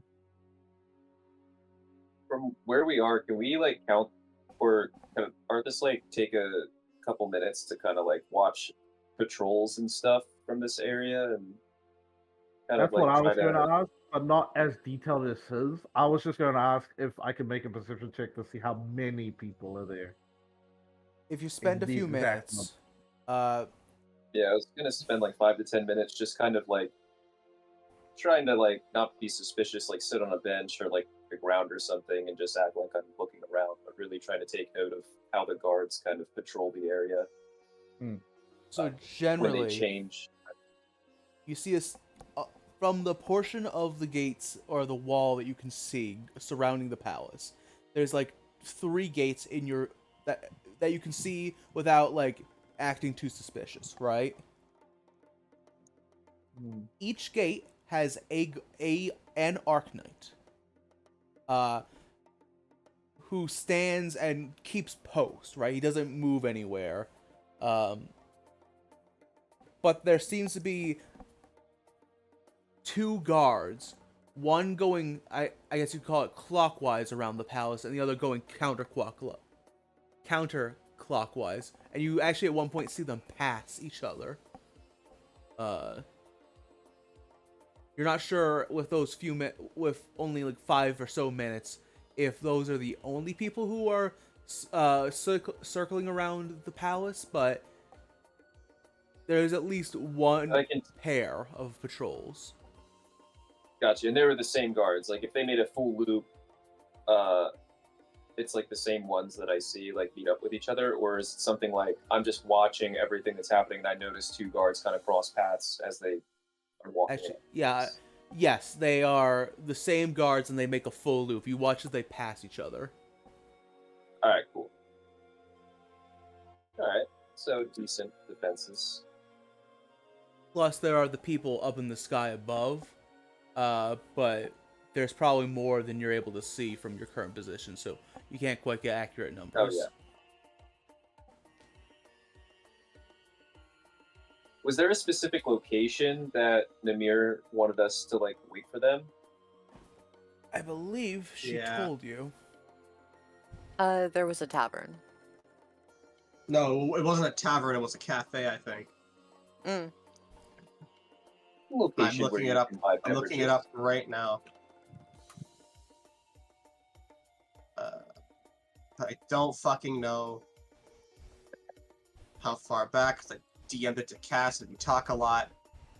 What I was going to say is whatever it is, if it's in view of like the castle, I just want to make note of where it is. So if we do go to meet up with them, I already kind of pegged it as like, oh, I know where that is in the capital or outside the capital, unless it's somewhere else in town, and then we're going to make our way.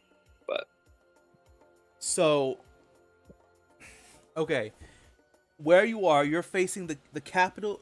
Sorry, the palace is to your north, right? Mm-hmm. And you're kind of standing in like a street with like, how do I say this? There are multiple buildings on either side of you, creating this road towards the palace, right? Mm-hmm. To your left, closest to the palace, there's just a general shop. And to the left of that building, you see the cafe that Namir had mentioned. Sweet. Artis will just kind of nod and make a mental note of that. All right, are we all done scoping out the place? We don't have much time. I'm ready to go. So we're gonna go meet up with the Arknight and then go to the school. Cass, though, what do we even say to her? It's been that we're obviously not taking her plan. Obviously, you say change the plan. This is the plan. You ready to go? I can't We just. want her to help. Hopefully by the time we see her again, we have more information about what's actually happening, thanks to buying some time so that we can rummage through the library. Oh, I if thought we we find were some gonna. useful information. Oh, I thought Are we we were gonna talking to her go before? first. Yeah, I thought we were gonna go talk to her first. Yeah, well. Was that not the plan? I It thought we'd have was, to wait but- till night to Yeah. do that. We're just We wasting do. time. She may be honor. I don't want to say this, right? She may be honor bound to help us, but that doesn't mean that she will. If we tell her everything. Well, I mean, Well, I don't think we should mention, the revolt. She still likes the Arknights. Somehow, my best plans are that we try and secure a safe way to get Mercy somewhere safe. think It's that's apparent. important. I also think that's the most suspicious. Because we shouldn't really be going near Yeah. Mercy. We shouldn't. Yeah, because the plan was for Judicat to be distracted so that we can break out prisoners, but Oh, suspicious or not, all subtlety goes out the window when, everything starts going to hell. I mean, Well, yes, but then he can't prepare. either way, guys, she's betraying the Judicat regardless. So if we change the plan, it's not gonna affect her situation in any way. She's still gonna be betraying the Judicat and still gonna be on his shit list. I think we should ask for her to try and get as many Arknights as possible, as far away as possible. What? If there's less See? guards in the castle, then there's less people to fight. For both sides. I think that's gonna make it more suspicious. Yeah, she might be on to something if we suggest Well, I mean- that course of action. Well, if anything, we're gonna try and sneak in. It's less people to evade. Well, I like No, I Laura's get idea. that, but that's we true, don't know but this Demir person. they're also gonna be occupied with the revolution. Yeah, which is why if we can get people away from there, then that gives It the draws rebels the more attention time. away for us to break out the prisoners. Yeah, but the less Arcanines that they have to fight, the longer it takes for them to all get themselves killed, which buys us more time to do what we have to do before getting the fuck out. And I it's even think less you're people to hide from. overcomplicating. Exactly. I think you're overcomplicating it, but okay. Do you guys have any suggestions on what we should do instead, or what we should ask?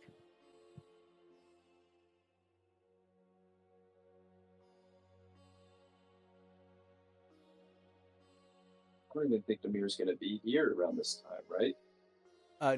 Well, No. It's actually the uh, opposite. they should be here. Oh, until nightfall. Yes. Yep, because that's when we were supposed to do the plan Gotcha. with the Judicat thing, but we're not doing that now. So we gotta meet up with her and tell her Well- the plan has changed. We definitely need to tell her that the plan has changed, Yeah? but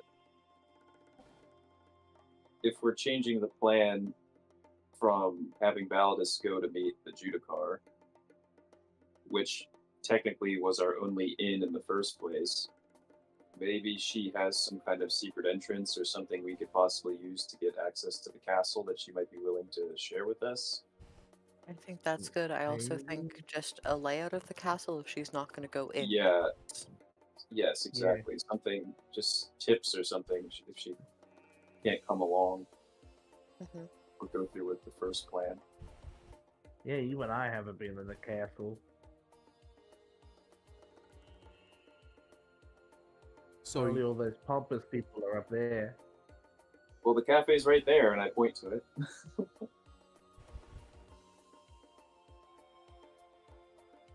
are you moving forward, or are you? I don't know. You're just gonna leave? I think we should go talk to her now. What do you guys think? Yeah? Yeah, we might as well talk. I think if you talk to her, you should make it quick. We're on a time crunch. Oh, yeah. Okay. I'm gonna wait over here. Alright. Less people meeting up with an Arknight would be a little bit better, just in case. True. We're closer towards the castle. A group of people, especially, and he sort of like gestures out. We all look very uniquely different. So having a group of people like us all converging together is definitely suspicious. I mean, I'm gonna keep it's my the distance. Magic City. I think everyone looks uniquely different. Yeah, Meanwhile- but everybody else looks like Sowthundans. Meanwhile, All of you look like other people. over near the palace gates, two guards are standing, kind of looking at the group as they're just standing in the middle of the road discussing how to approach Namir. One guard leans over to the other and says, "Oi, are they all suspiciously unique individuals?" "Oh, just adventurers."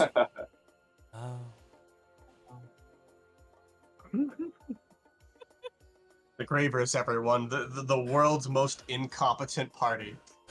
Hey now. Constantly. Everly forever in a facepalm. Hey now. The Violet Hey Kings exist. now. The Somehow- Violet Kings actually get shit done, though. I know, isn't it? Somehow we not- only fail upward. That's I not feel like fair. the Violet Kings are also a lot more respected. That's not fair. There's not part of the Grievers. Oh, true. Yeah, I feel you're like right. that strengthens our case more, you know? You know, I don't think Xeno wants to be part of it. Nah. Why do you think he introduced you guys as his acquaintances? Yeah, the man's smart. He knows not to associate fully with us. Listen, the only person that's logical in that group is Emily, in Xeno's opinion. Xeno's opinion. So, do you make your way towards the alleyway where the mirror is meant to be? Yeah, we might as well just let her know the plans Sure. have changed. As you approach, I need everybody to roll me a perception check.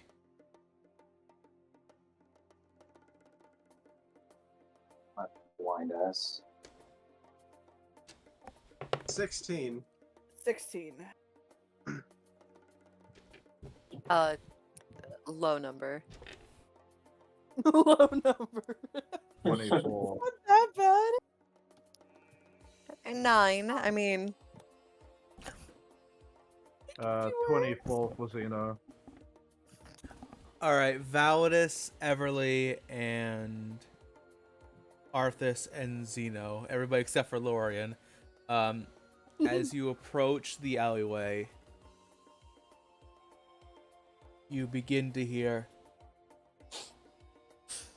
"What do I do? They're insane. They have to be insane. But what if they're telling the truth?" You hear Namir's voice say that, and then you also, Everly, you hear a very familiar, a somewhat familiar voice say, "Come on, Nimsy. Can't let them get to you like that. They're adventurers. You know those people are talking nonsense all the time." I mean, hey, Oh no. even if they aren't lying, that should be a good thing, shouldn't it? Not much like they stole you from me, but I saw the way he made you look. The way he made you smile. Maybe best thing to do is believe in something crazy.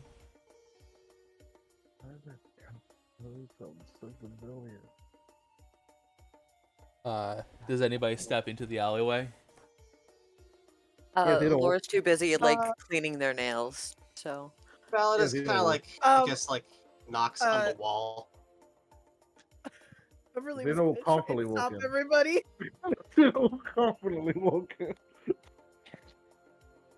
Oh, you stopping us? Okay. Validus, you knock on the wall. Mhm. You immediately hear the sound of, oh, and just some shuffling. "Gravers, is that you?" You hear Namir say. And Everly Yep. facepalms. "All right, come here." If I see Emily face palming, I'm stepping back. Validus kind of like shuffles into the alleyway a little bit, you know? Laura does the same. You see, as you step in, you see Namir, who actually has her back to you and is currently dabbing at her face with what looks like to be a handkerchief. And you see Candor, the tiefling Arc Knight, who just kind of leaning against the wall and smiling smugly at you all. Are you all right? Fine. I'm fine. Are you ready to go? That's probably a good time, Actually, actually. there's been a slight change of plans for I wish to discuss a few things with you. Namir turns to I you. kind of like gesture for like, mainly Lore and I guess Arthas to kind of come in, say their piece.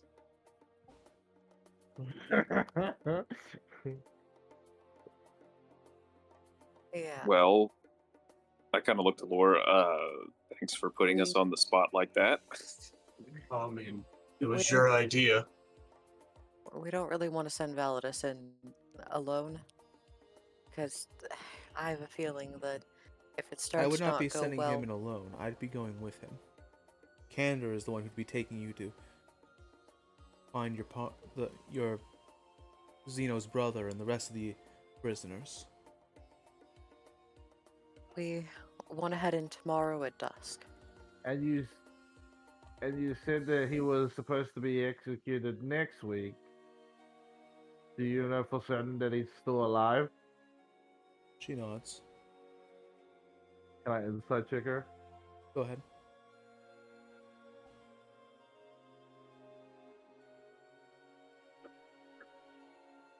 $27. She seems to be telling the truth. I would fucking roll good if it was about my brother. God damn it. Makes sense to me. It's the way it works. So, you wish to conduct the plan tomorrow? Yes. Mhm. Mainly because we want to infiltrate the academy with Xeno's help to get into what we believe to be a hidden or somewhat secret library that may hold information about what's kind of happening, as I kind of point to the sky, which will greatly aid us in our efforts when we actually get into the castle. And the more that we know about how to exactly fix things and what's going on, the better we can pull it off. The last thing we want is to just go in there without any information, fuck everything up, and cause things to be worse. So we want to take a chance on gaining more information before moving on. I know this complicates things, but there's a lot riding on everything. And we're just moving the timetable back another 8 hours. It should buy us just enough time to get what we need and get out. Hopefully with some information or useful items of some kind. But we also don't want Validus going alone, because if we're all being honest, we know Validus will try to hold his tongue. But unfortunately, that's never worked for him yet. And we just don't want him to get himself killed. As unlikely as it might be, he's capable of surprising you, to say the least. So we'd rather all go together to save the prisoners, if that's even possible. I'm keeping my eye on Kanto. Candor seems to be If she keeping tries her eye anything on funny. Everly. Everly's been staring back this whole time. Flirty little wave.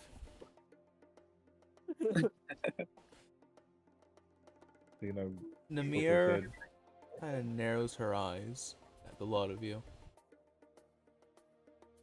Why do you want to push? Why push it back so far? It'd be one thing if you wanted to push it back till midnight. As long as I had confirmation that you were going to participate in this plan, that's one thing. Why push it back to tomorrow? The reason I figure, at least, is we'll probably need a little bit of rest after, breaking in. I'm sure there's some sort of security measure. I'm imagining we're going to be using traps, other things. And we want to be fully Look, rested we know... before, charging into the castle. Also, we can trust her, right? Lore says, looking to Candor. She is my subordinate and my apprentice. Look, we figure the Arc Knights have probably already ransacked the crap out of the academy, so there's not much there. But Xeno was one of the professors. He might know a way inside that they haven't been able to find due to him being real quick, a actually, professor of some kind. In regards to what your explanation, can I have both of you roll me deception checks? Me? You Both and of you. Arthas. Okay. Yeah. I think it's deception. There it is. 19. All right, not bad, not bad. 17. We also wanted to perhaps give you time to figure something out. We You, understand that changing the plan this late is probably going to put a hinder on you as well. There's also another fact. You're still believing that the prince is dead. Oh yeah, sorry. You watch as she kind of like narrows her eyes. We'll get to that. What you just said, Valis, in a second. She kind of, you can see the suspicion in her eyes. Like she knows something's not quite right with what you said. But then this just look of just resignation just comes across as she just lets out a soft breath and decides to let whatever feeling that was go. Look, we know it's frustrating to change the plan this late into the game. That's why we need to give you some time. Maybe there's other ways of getting us all in at once. We can't have one of our strongest going away when we don't know what we're going to be up against down there. I trust your apprentice is capable, most likely, but How do you mean? we believe down there's. there? Oh, Are the prisons not in a dungeon? Yes, and you'd Of have some my kind? apprentice Candor there with you, well, acting more Right, as and a I don't doubt- chaperone. I don't doubt their capabilities, but there might be something else down there. We told you about the Veda Vicar, right? When we first met. Hmm. We believe that there's one possibly under the castle. And or it's something extra to fight. Oh, and right. it's being guarded by a huge fucking monster. That we believe. What? Yes, I investigated this Vena Vicar. There's simply a problem. I didn't find anything. Well, our Really? Okay. hooded friend can essentially smell it like a bloodhound. So she's our guide. Really? She didn't find anything? Inside check. Alright, go ahead.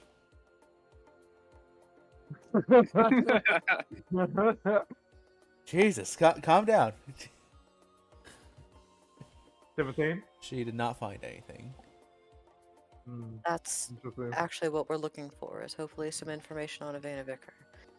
On veins in general. We have a scholar friend who went to the university and remembered a book about it. And we're hoping that trying there's to more find that book. information there. Exactly. Mhm.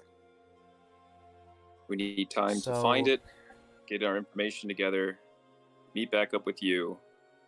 Hopefully you've found a plan that involves all of us going down to the prison together rather than splitting the party. And we can go from there. You kind of see her like We pinch figured we'd her- let you her- know the bridge of her before nose. we just do things. Yeah.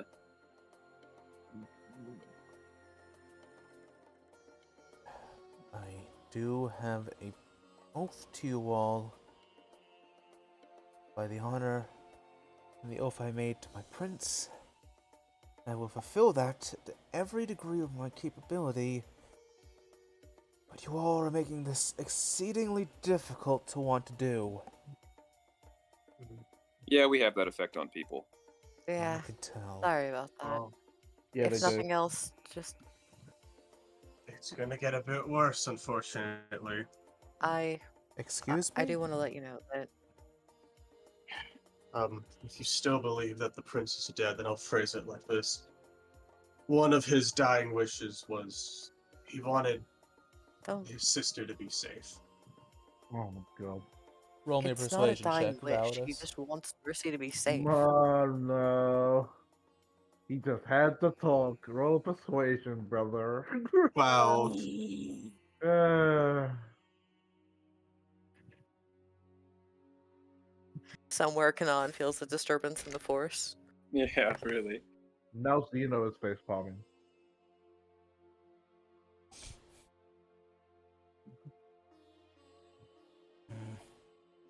I feel like when he says that, the whole party just looks at him like, "What are you doing?" We all like have a big sigh. I feel like So Turret's back. What? you He have did say that he. so you have lied to me. You have actively lied to me. How do you mean? No. You've told me he is alive, and yet you tell me his dying wish is to see his sister I safe. said that. Why I said that did if you you- lie to me? Her No, hair I begins I to burn. promise. Validus, I promise he is alive. I said I- that if you still wish to believe he is dead, then that is how I will phrase it.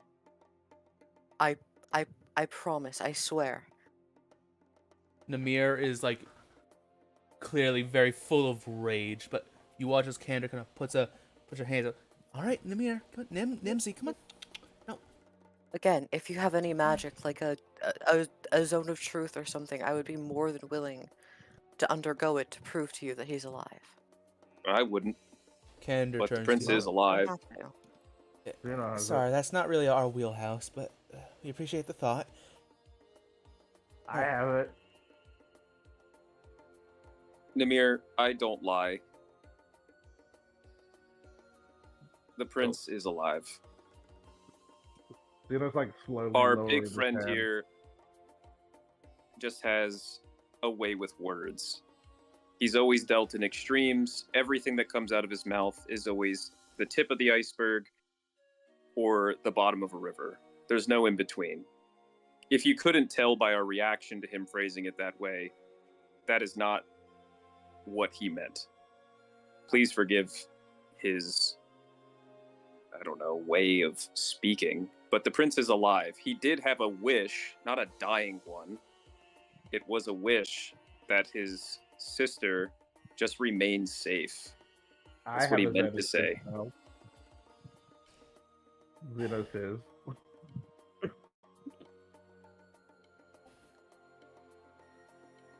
Knight's honor and all that jazz. Lorian. Actually, you know what? Tell you what. Let me roll a dice real quick, cause.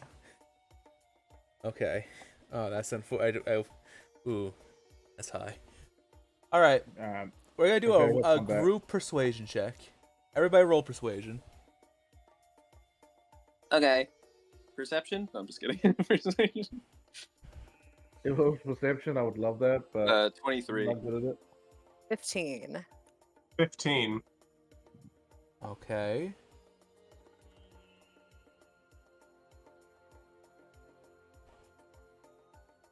Natural one, free. Ooh. Beverly, roll You said high. Persuasion, right? Mm-hmm. Oh, you were doing Are we so cooked? well. 17. Okay, that's pretty good. Okay. All right. I'm not gonna have the princess roll because Namir can't hear her. They can't talk. Yeah. And meanwhile, I just a fucking like beatboxing over here. So, the good news is, the good news is, the bad news is you failed because of the natural one. That's technically 2 failures, but because everybody else succeeded, that's a success. Oh. You watch as her hair slowly stops, like the flames in her hair slowly die out. So, I feel like, Xeno, we should just do the zone of truth and get it over with. no, Anyone who doesn't want it's to be in fine. it can step back.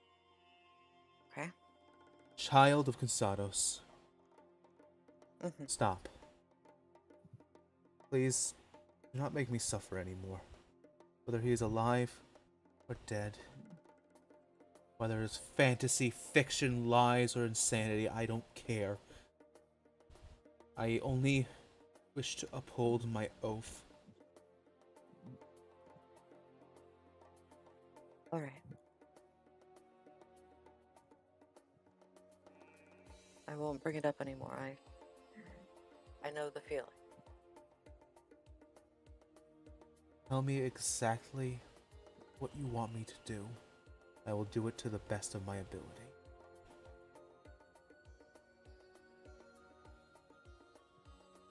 Get us in to see the prisoners and get them out without having to split the party. That's for sure something that needs to happen. And is Mercy safe?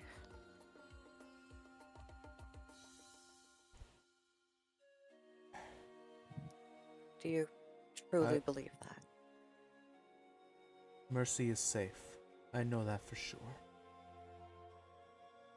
Okay. Which makes it unfortunate that I now have to demand something of you all. Make a choice. I cannot I can either attempt to assist you in entering the castle, or if you wish, I could attempt to abscond with Princess Mercy out of the castle. Oh. I need to put my whole effort into one or the other. The truth is, I promised the Grand Judicar a meeting with the so-called monster. The fact that he will not be appearing today like I had promised him, it's not going to earn me any favor. Do you think you could just draw us a map and maybe give us some advice on how to get in and then make sure she's safe? That's my request. What does everyone else think? Could I touch the hilt of the sword, the prince, and in my mind ask him, what do you want? The prince is quiet for a moment before he says,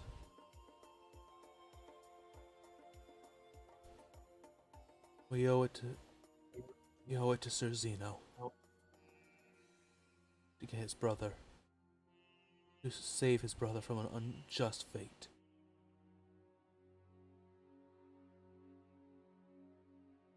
I asked you what you want. What I want isn't correct. You can be selfish. You're allowed to be.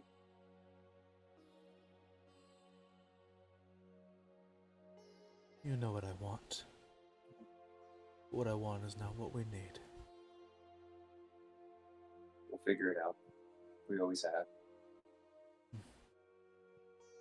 If we do manage to get you back to how you were, the last thing we probably all want is for you to be in sorrow and grief.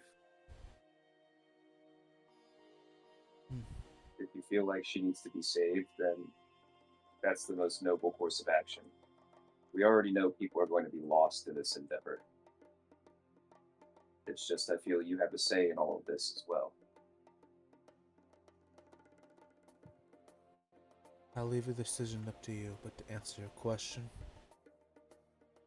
I want Mercy to be able to get as far away from this shithole of a desert as she possibly can. Very well. I'll release the hilt and I'll just walk up to a little closer to the mirror and just say, get Mercy out. But provide us with at least some kind of map. Hopefully we can do it ourselves. I don't speak for the rest of the party, but the one you think is dead is the one who wants Mercy out the most. I'll just take a couple steps back, fold my arms. What does the rest of the party think? Get Mercy out. Get Mercy out. Xeno?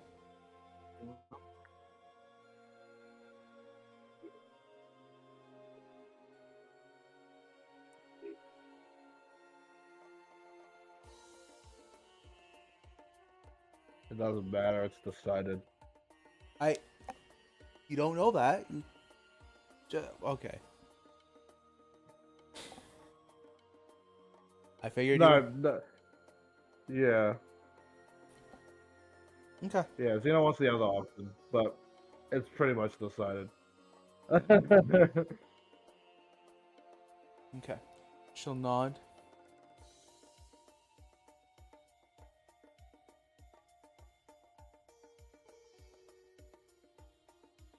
You're never going to make it in there, you know? Not on your own. But if that's what you decided. Kander, draw them a map to...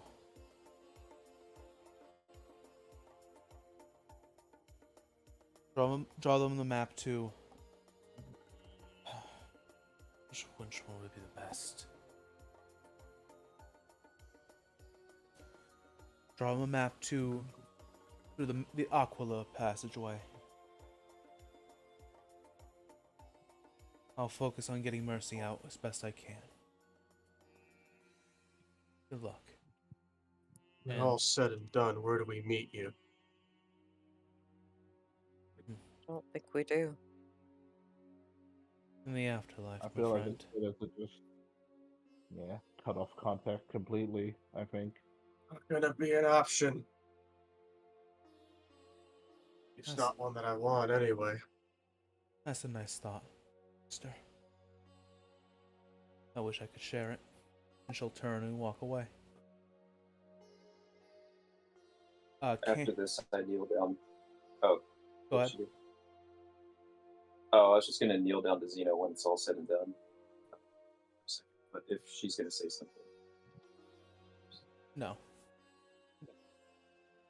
Alright, I kneel down to Xeno and kind of place a hand on his shoulder and just say, I'm sorry, friend.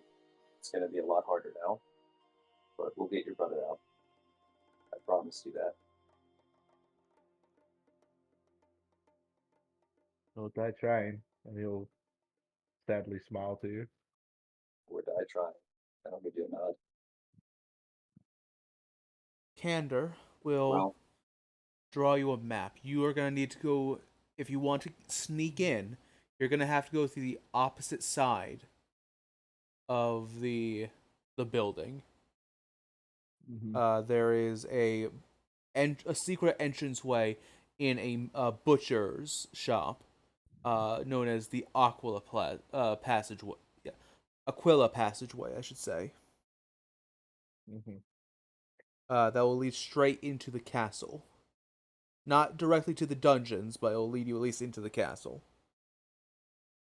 Okay. Mm. All right. Okay. I know what I'm buying for this endeavor. Awesome. When we go shopping. We're I'm gonna get worry. a breastplate so I don't have disadvantage. Let's worry about shopping after. We'll do shopping after the session, just to speed that up. Yeah, that sounds good. That'll with Namir, and Xeno will sort of like slowly turn. Go.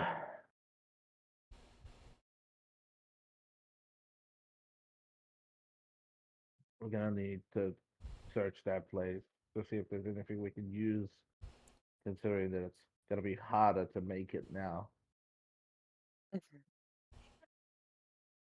Is Kander still here?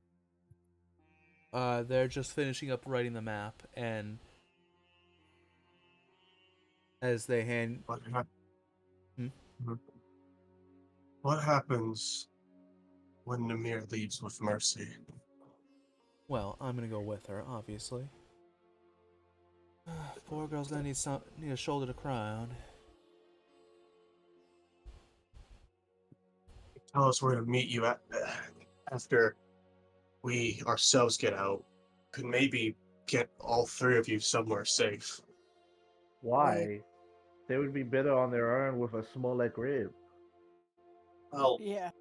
we have the ring. The one ring to rule them all? Basically. No, it's a ring we can open up that takes shit to it. You've Alright, your that's mouth enough. way too much. I try to talk over him as he's talking. Kander smiles and laughs. Listen, And she's gonna specifically hand the map to Everly. I am gonna be heartbroken not being able to see you guys anymore, but I do have a duty to fulfill. Wink.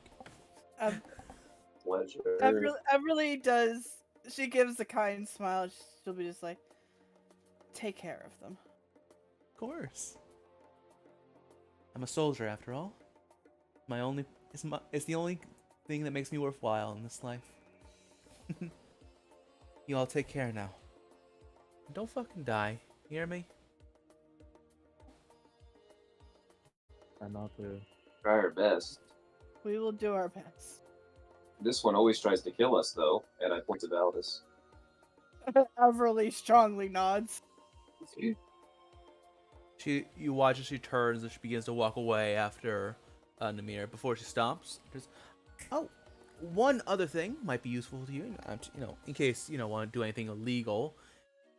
Now, as an Arcanite, I'm not saying you should do anything illegal, but I'm saying if you were going to do something illegal, like, I don't know, release prisoners who are on death row, what you would have to, what you shouldn't do, is look for an invisible wall, to the left of the weapon storage.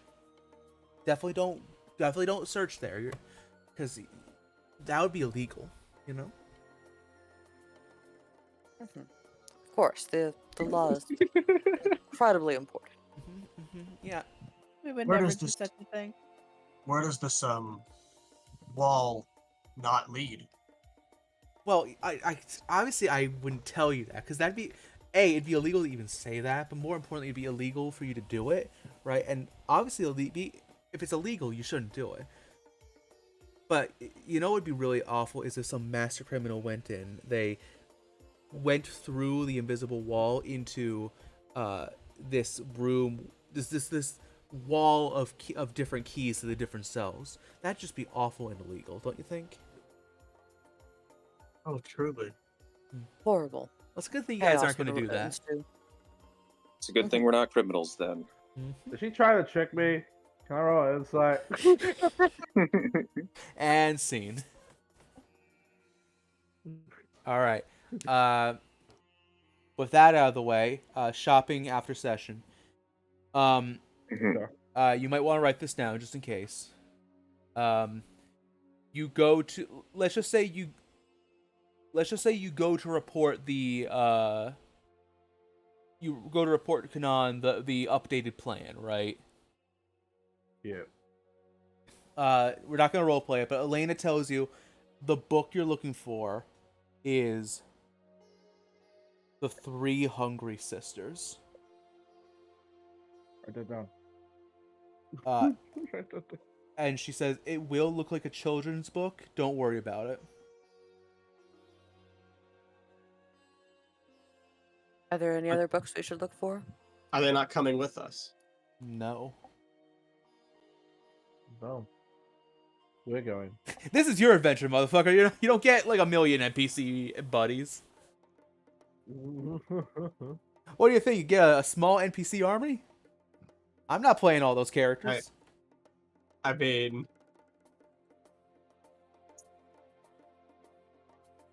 Anyway, we should go. All right.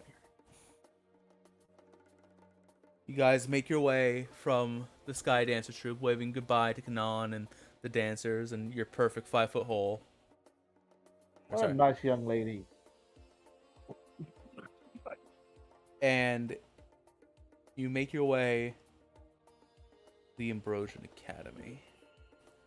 Xeno, it was a sight to behold, and now the building has become dilapidated. It used to shine like a perfectly polished sapphire in the Sowthundan sun. Yet now, despite the exterior of the building not quite being, destroyed, it's as if the building itself has lost its luster, its soul. There are broken windows. not only the academy itself, but the surrounding area has just been abandoned by people. And as you get a bit closer, Xeno and the rest of the party, you see Arc Knights patrolling the outside, keeping a close guard on the place. Are they patrolling around the front? The side? Around the front, mostly. Huh. But there probably are some around back as well. Yeah. Okay.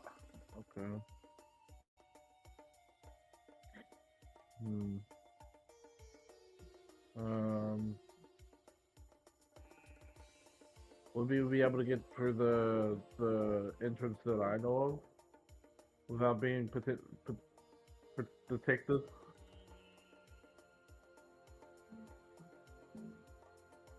As you near the east side of the building, you kind of look around, roll me a perception check to see if anybody's watching this area. Okay. Guidance. Can we all do that? Mm-hmm. Okay. Also, Laura's in disguise self is just like a normal elf at this point. They're using their tattoo for that. Oh, holy shit, I've been rolling pretty good. 8. Well, terribly. 30, 20.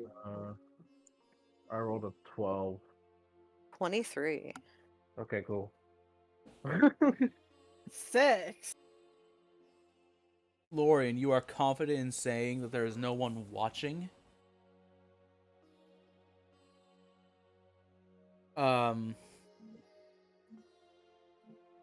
Arthas, however, no one's watching, but you can't help but notice as like Xeno's walking over, like, oh boy, there's nobody there. You see it, the slightest, strangest indentation in the, or rather, protrusion from the ground. There's a pressure plate in front of the door. I grab him by the scruff of his armor and stop him from taking a step. I go, hold on, look. What? And I point down to where there's like the faded outline of the pressure plate. Like, you almost stepped on that. Was that there the last time I Nope. was here?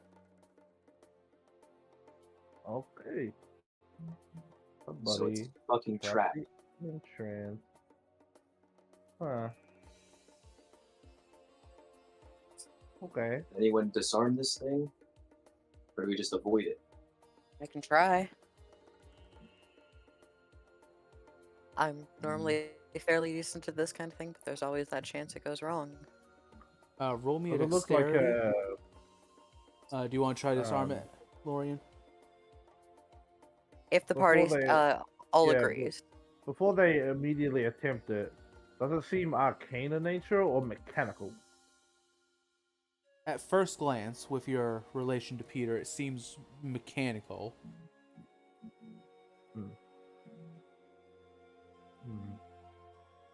Might be able to be easily disabled potentially. I don't know if it's magically trapped, but it seems like a mechanism my brother would make.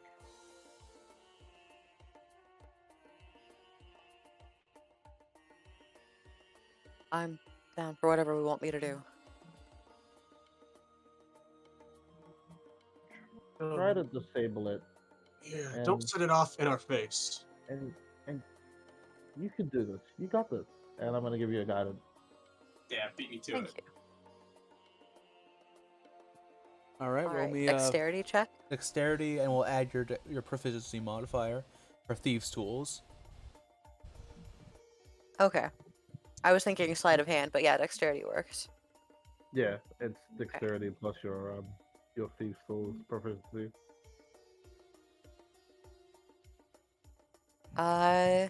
15 without, like, as the base roll. Plus plus- 2, right? For your Plus proficiency. 2. Plus 2 more So from 19? guidance. 19. So 17 plus 2, so 19. Yeah.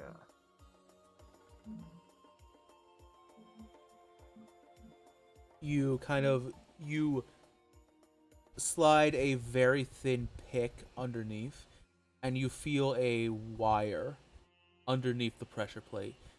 You very gingerly pull it up from the ground and realize it's actually being snaked along, because you're kind of on a cobblestone path. You kind of follow the path of the wire, and see it leads to a bell tower, or not bell tower, but a church-like building with a bell up top. Probably if you and the bell appears to be like being like pulled to one side.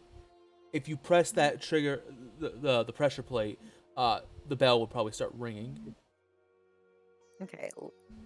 So it might be best Lore, to just if avoid possible, will point up at the bell. Yeah.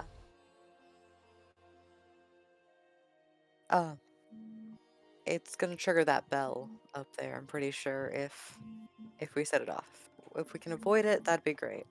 Oh, Question is, Wait, are there more of Is them? it an actual bell? Yes. yeah. If we can just take a few minutes to just sit here, I can sort out the bell. All right. I Alright. also might be able to keep the pressure plate in place with Mage Hand to a certain extent. Not if you I step am on going it. to ritually cast.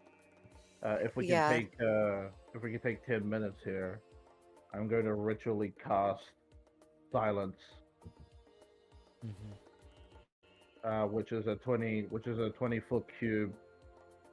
So it'll hit the bell, the pressure plate, and the other side of the door. All right.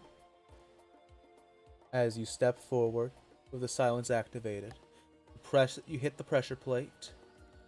The bell goes off, but there's no sound at all. And as you open the door to the secret passage into the Ambrosian Academy, that is where we're going to end today's session. Oh, you little bugger putting a little trap right at the start. I'm glad we rolled high. Holy crap. I know, right?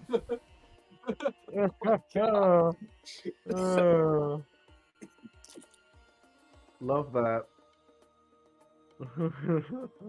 We would have had to fight like 5 Arc-Knights or some shit. Yeah. So, we could probably disable that bell completely if we wanted to, because it's silent. But Namir hears the fucking bell from across the city and just the biggest sigh. Yeah, oh my Just like, god. Was the fellas? The fellas do that. I think we're gonna head out for the night. Y'all have a good night. Yes, Alright, Night. Night.